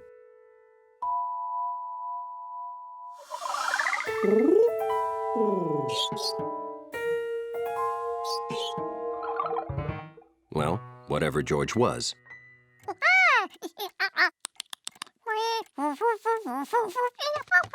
George wanted Compass to see Professor Wiseman's clock in action.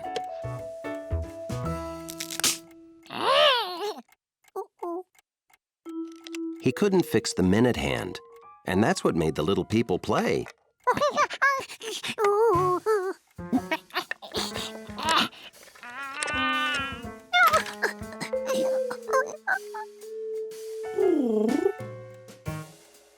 He knew they were in there somewhere.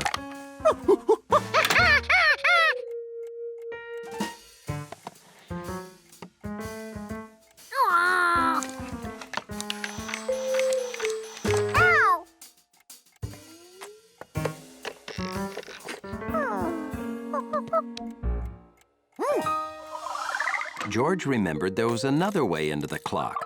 The back.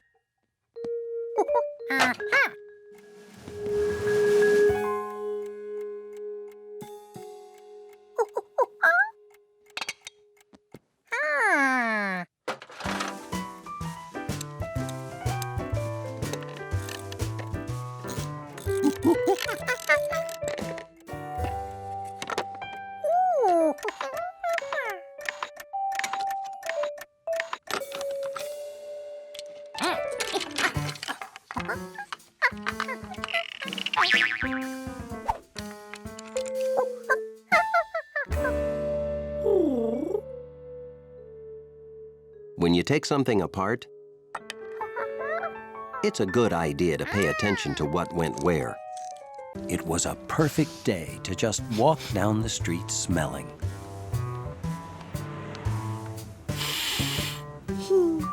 So, that's what George did.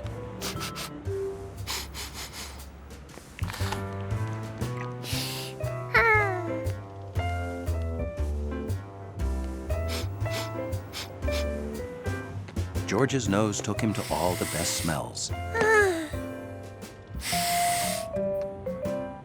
Then he reached Monkey Nose Heaven. Hello, George. It smells better back here, you know.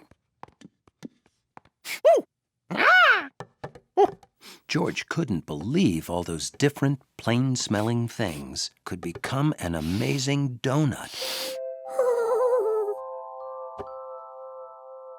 George was wondering what kind of magic donut makers knew when his ears got in the way of his nose.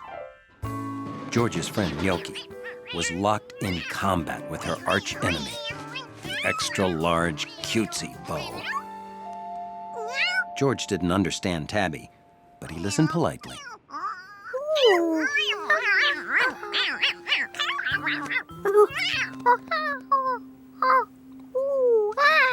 Gnocchi was thrilled to be free from looking cute.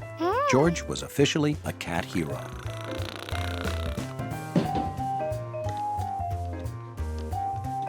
George almost forgot he was smelling today. Then, Chef Pischetti's kitchen grabbed his nose. Chef Pischetti's kitchen was like a nose circus. Gnocchi, il mio gatto dolce. You've lost your pretty ribbon. Come see, come see. Ba-ba-doo-ba-doo. There. Now she's cute. Welcome, Giorgio. How is your friend, Capello Giallo Grande? Oh, I can't play. I'm making a very special meal for famous restaurant critic, Sally Tessio. When she likes a place, business booms. So it's very important that everything be perfect. She has the delicate taste. You said there'd be fresh bread. I don't see any bread here. Well, her taste is delicate, but her voice, not so much.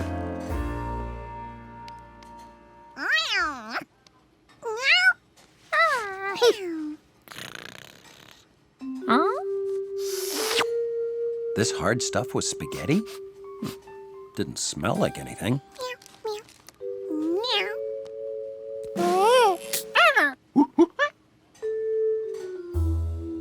George wanted to replace his broken piece. He'd seen the chef put the rest of it in the pot. It didn't smell like much, and the steam coming out was hot. George had to be careful.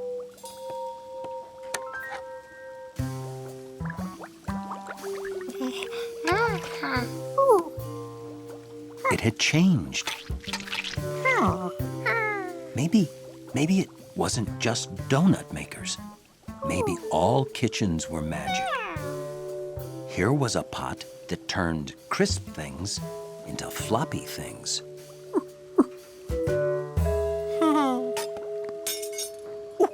What else could it turn floppy?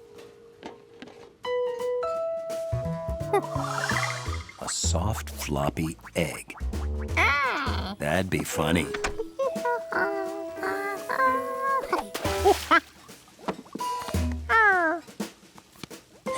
Good candidate for floppification.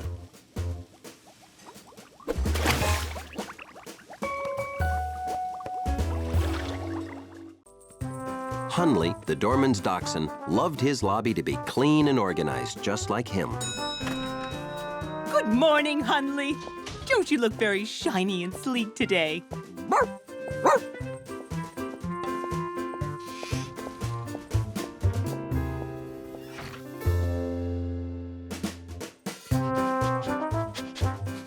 Being long and low made him an excellent finder of lost things.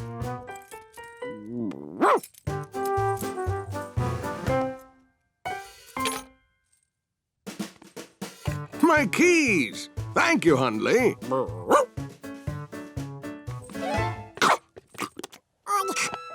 Dante says thank you, Hunley.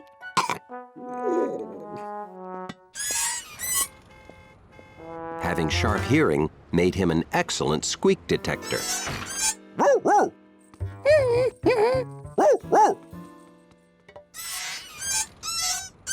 Good ears, Hundley. A doorman's door must look and sound perfect at all times. And his uniform must be spotless.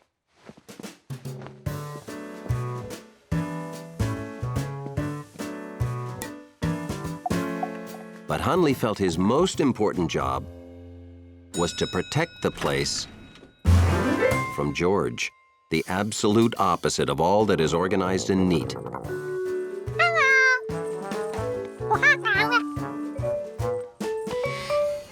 Package for 217.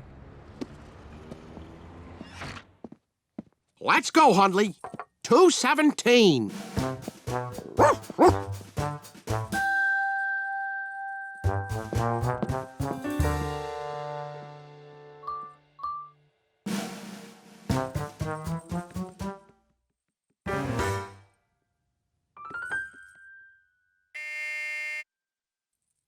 Oh, no! I'm out of uniform. Delivery, I rush right up. Right on time. I buy and sell autograph balls. Very expensive. This one's Freddy Frikikio. I have a lot more balls coming today. Valuable collector's items. Don't worry. Hundley and I'll make sure they're safe. Out of uniform. Ugh. A doorman's uniform is as important as his door. What's wrong, Hundley? Careful! That's full of oil. Oh, no! This is my last clean shirt. A doorman must be spotless. I have to go to the dry cleaners. I won't be long. You're in charge, Hundley. Hundley knew the first order of business. Watch George. George never realized how much he liked the doorman's uniform.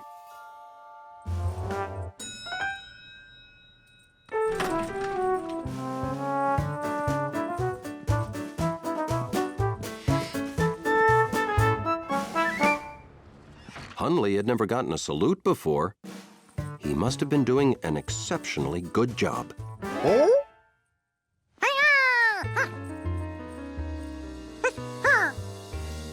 A doorman's uniform is as important as his door. Hundley had to get that monkey out of uniform. But he still had a job to do.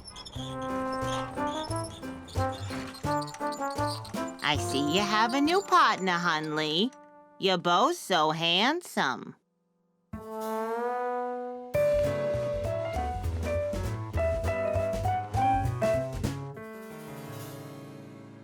Time is of the essence. How quickly can you clean an oil stain? An oil stain about this size? An oil stain exactly that size. That exact oil stain. I have no idea until I try. Then try. I can wait because I know Hundley will keep the lobby in perfect order. Hundley tried to get the coat off George.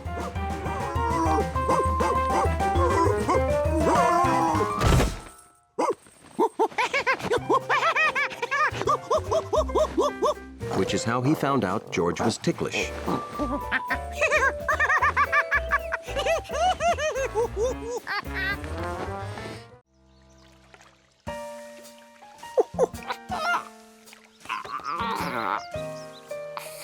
One thing George liked about Lake Wanasink Lake was that he never felt alone, even when he couldn't see other animals. He could tell they were out there.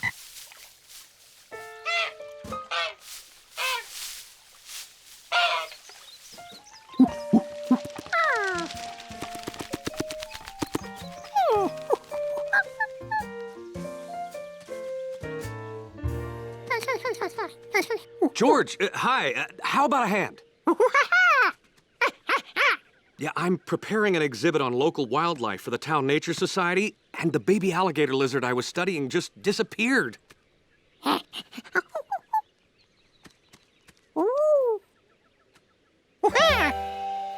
thanks. have fun at the lake?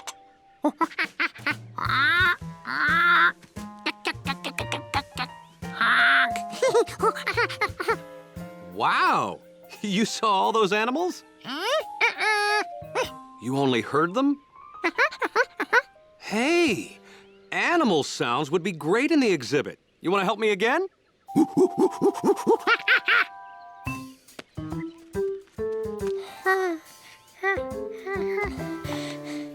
Okay, just point the microphone toward the sound till you hear it nice and loud in the headphones. Then, push this red button to record it.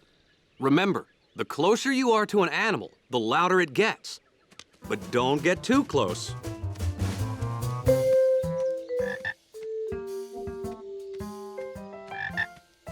This was simple for a smart monkey. All he had to do was follow the sound as it got louder and...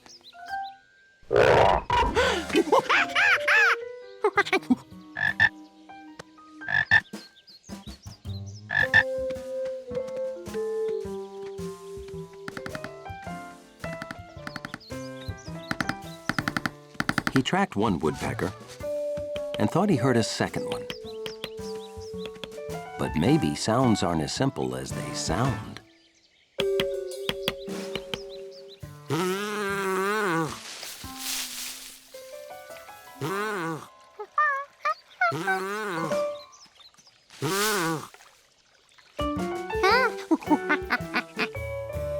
George was collecting pictures of all the sounds he had heard outside.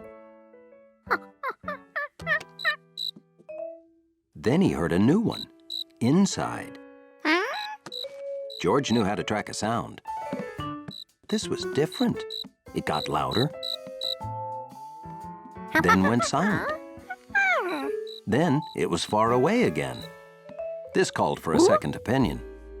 151, 152. Wait. Oh, hi, George. Yeah, can you wait till I'm done with the moth census? Okay, I'm coming.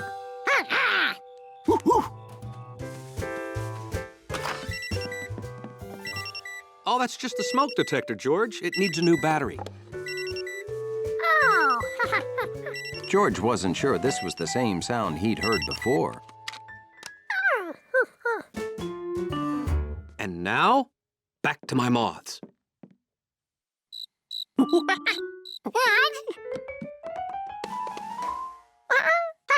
There it was again, and it didn't come from the smoke detector.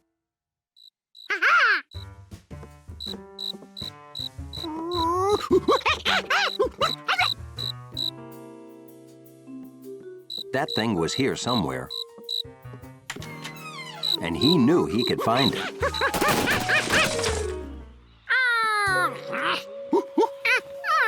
Of course, it must have gone out the window.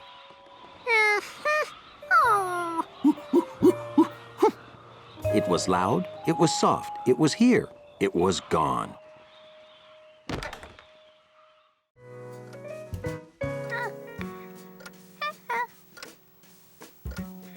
George had been counting the minutes all morning. He could hardly wait.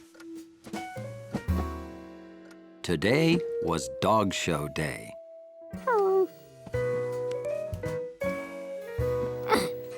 Looking forward to seeing your first dog show, George? Dog show. The idea of dogs putting on a show sounded better than anything he'd ever heard. If that's Professor Wiseman, would you please let her in?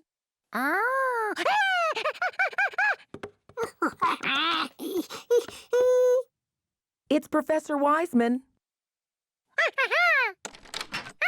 Oh, hello, George. Ready to go? Ready? I have never seen him so excited.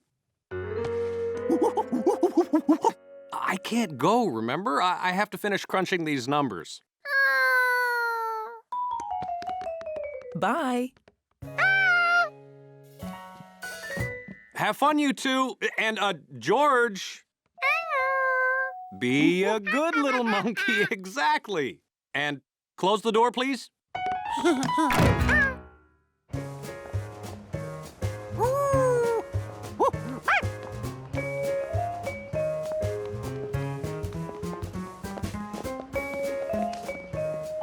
George got more and more excited.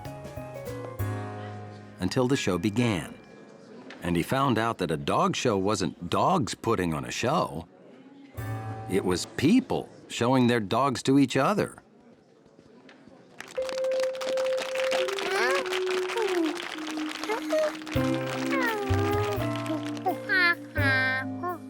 George didn't exactly pay attention.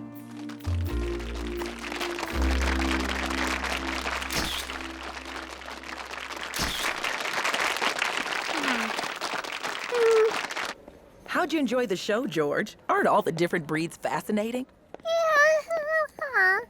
Would you like to see the winners up close?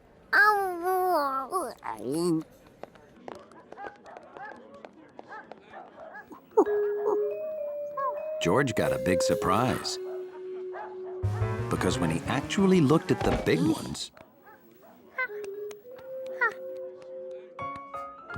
and the small ones,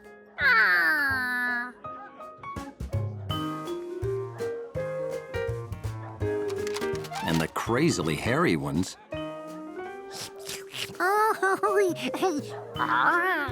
he thought the dog show was great. Have you ever seen so many unforgettable dogs before?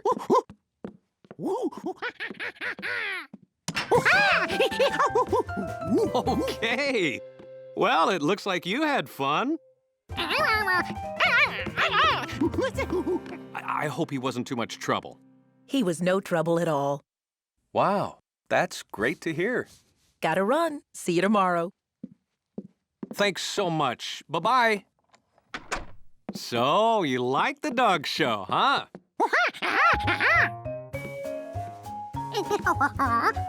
George wanted to tell the man about all the unforgettable dogs he saw.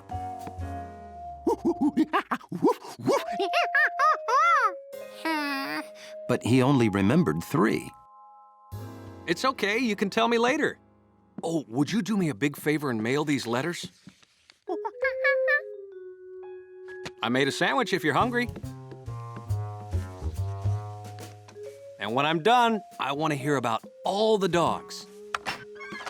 George was afraid he wouldn't be able to tell the man more. Because no matter how hard he tried, he could only remember 3.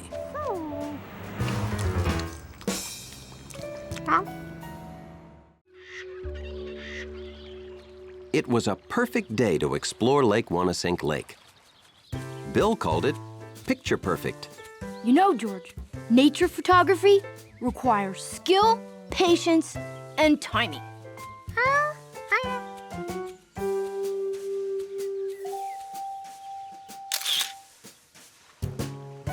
Remember, George, to cross a log, you need exact foot placement and a keen sense of balance.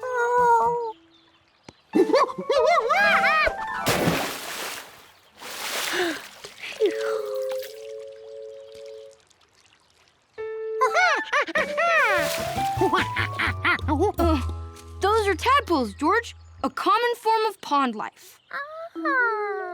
I guess a city kid like you never sees any real wildlife, huh? Hey, why don't we take some back home and observe their growth?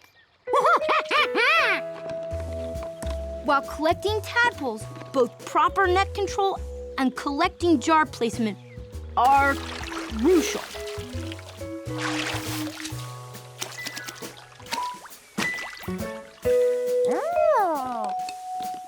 Hey, how'd you like to look after them for me?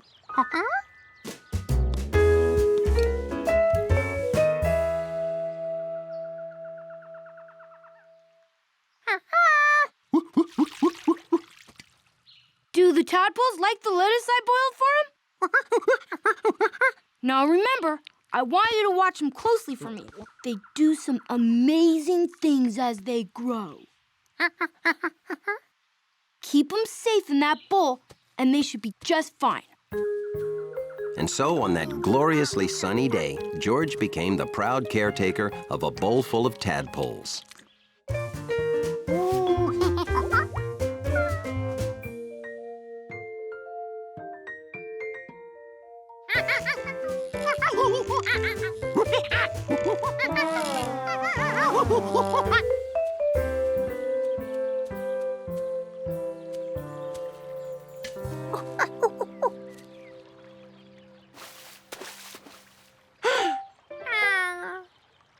The tadpole's bowl was small. George thought they deserved to stretch their, well, whatever a tadpole stretches, and decided to let them enjoy a quick swim in the lagoon while he went to get their lunch.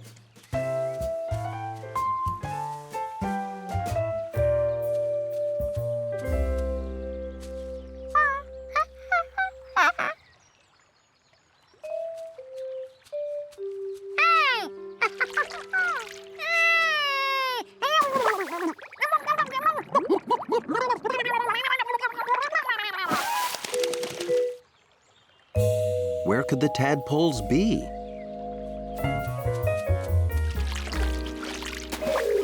What would he tell Bill? Hey, George! Lagoon exploration is fascinating, isn't it? Oh, by the way, how are my tadpoles doing? See you soon!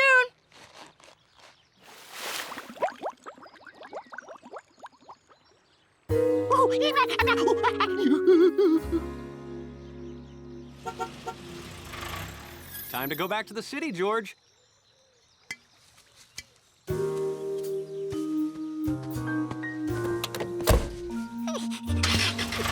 George hoped the tadpoles would be okay without a monkey to feed or protect them.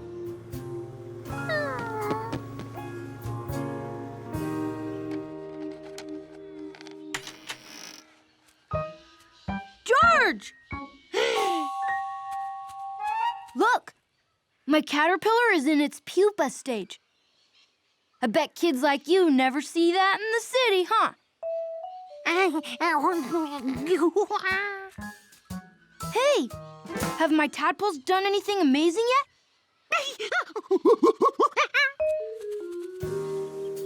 Weeks went by before George returned to the lake.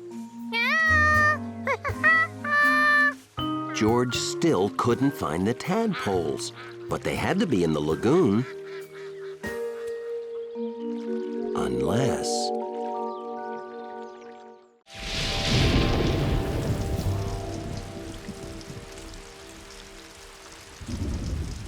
The man with the yellow hat always said the same thing about rainy days in the country.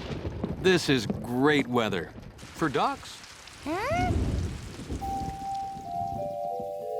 And when the rain stopped, it was great weather for monkeys.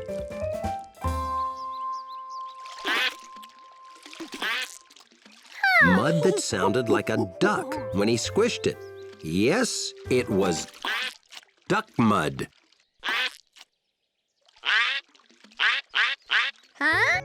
He knew he didn't squish that quack out. He had discovered self-quacking duck mud. Okay, it wasn't duck mud. There were real ducks.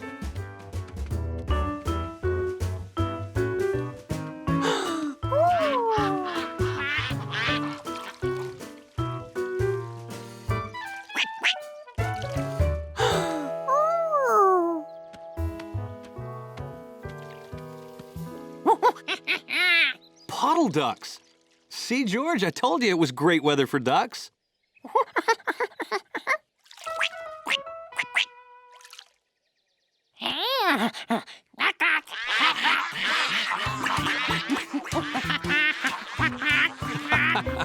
You're gonna be busy, George. Have fun. Jumpy Squirrel suddenly became aware of two things. The rain had stopped, and that hairy duck looked familiar.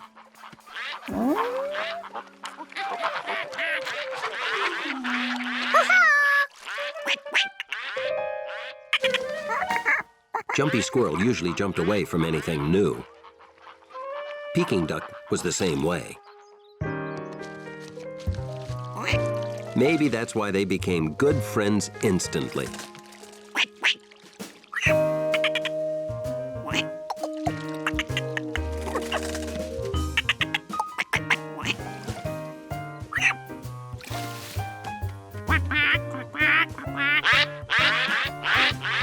George played by the puddle all day. He even had ducks in his dreams.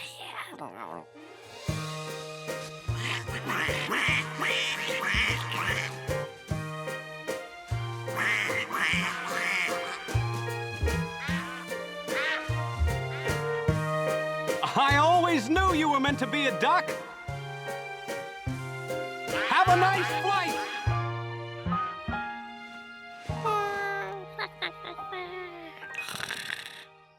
For centuries, people have wondered what squirrels dream about.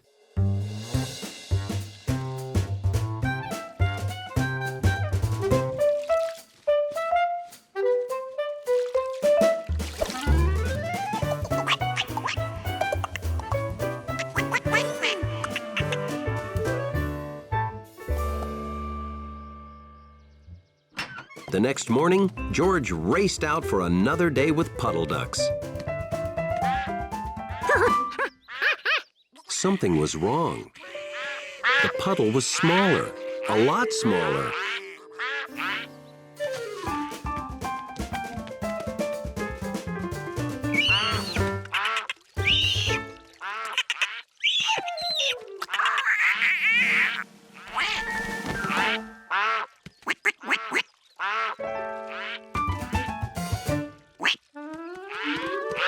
George? Wow, that puddle sure shrunk. Well, puddles soak into the ground. They don't last forever.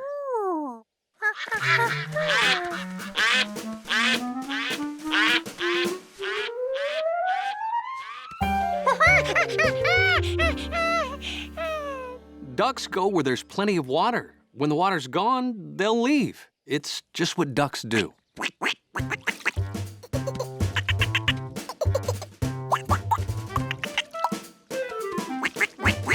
You want to come with me to mend fences at the Rankins? Or play with the ducks before they go? For a professional lobby dog like Hunley, it's nice to catch a nap when the lobby is peaceful. But when George lives in your building, guarding against monkey mishaps is always more important than sleep. Good morning. Headed out to have fun? No, going to Dr. Baker for my annual checkup.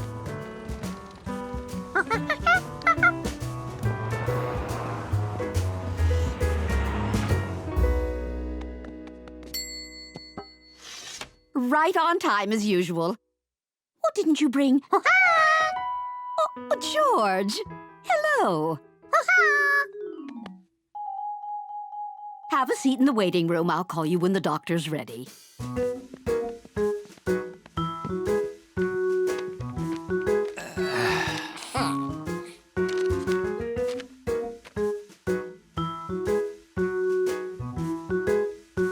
George learned that the thing you need most in a doctor's waiting room is patience.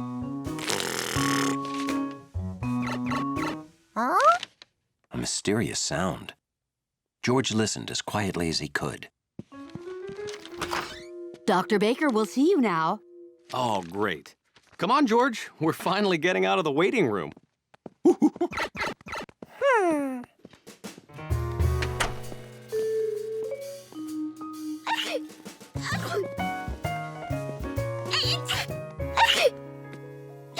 George gave up hope of hearing any mystery sound past that sneezing.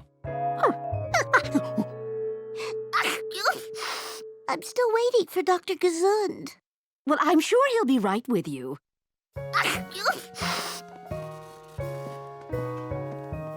Excuse me, has Dr. Gesund seen you yet? No. Where is he? He should be right with you. You're waiting for Dr. Gesund, too? He should be right with you. Oh, hi, Doctor. You remember George? How could I forget? Before your last checkup, I never knew the X-ray machine fit out the window. Huh? Oh. Dr. Baker, have you seen Dr. Gesund? His patients are waiting. No. You should check the x-ray room. And you should take off your shirt for the examination. Yeah, sure, Doc. George thought he'd like to be a doctor because Dr. Baker seemed so smart. And he got to wear a really great white coat. Okay, let's get started. Up on the scale.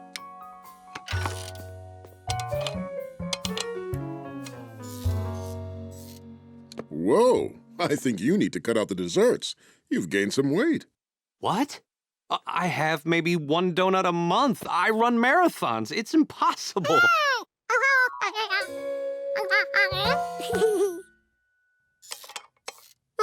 Same as last year. Whew. This is how I check his reflexes, George.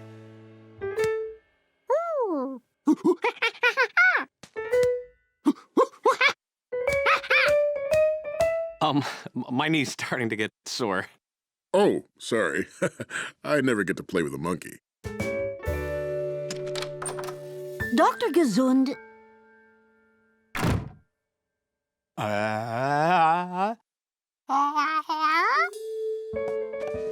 Okay, take a long, deep breath.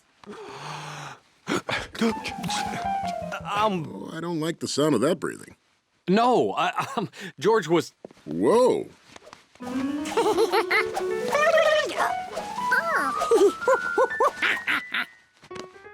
Ever used a stethoscope, George? I use it to hear things that I can't see.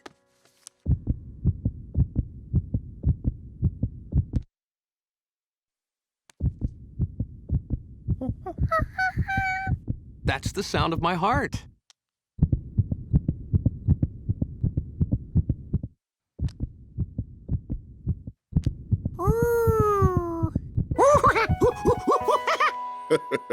You can play with your heart while we go to the x-ray room. Sometimes a little monkey finds a new thing that's more interesting than anything else on Earth. For George, it was the baby giant panda, which was being shown live on the zoo website. George, are you gonna be much longer? Well, I need to get work done, and you've been on the computer all day. Oh, is that what you've been watching? The Panda Cam? Hey, you know those pictures come from the park zoo right down the block.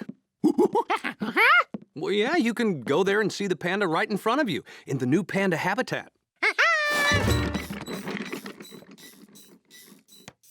Bye. Be a good little monkey.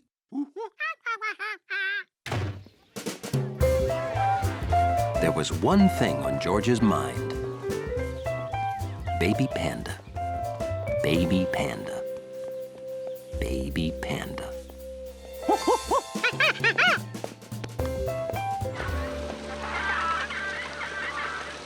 Look, Mommy! Flamingos! George didn't want to go the wrong way and lose any panda time. How could he choose a path?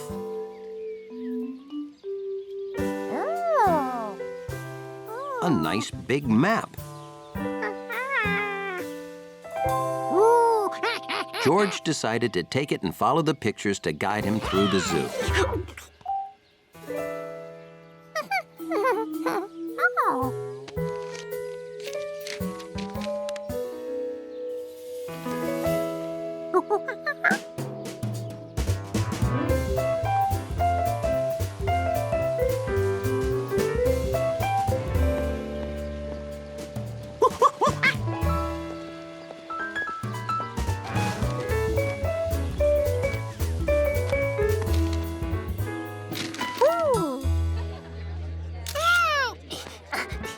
He'd found the pandas. That map really worked. This was much better than watching on the computer. George could watch the panda for hours. And he did.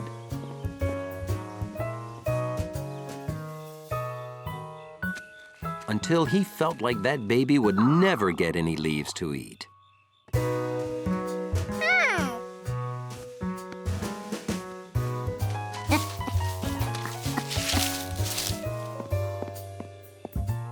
Nobody here? Guess I can lock up.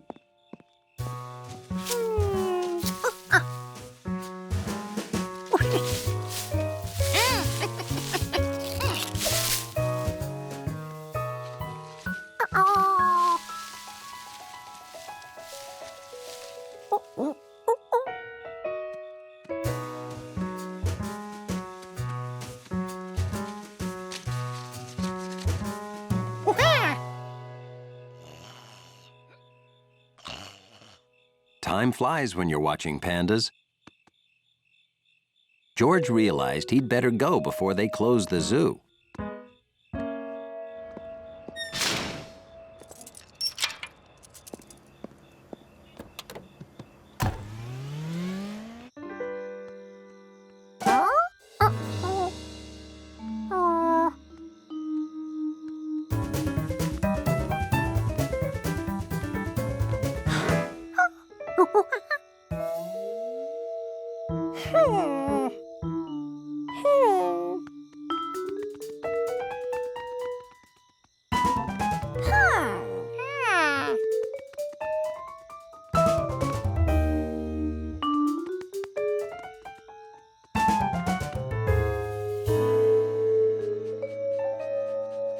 The paths were too confusing.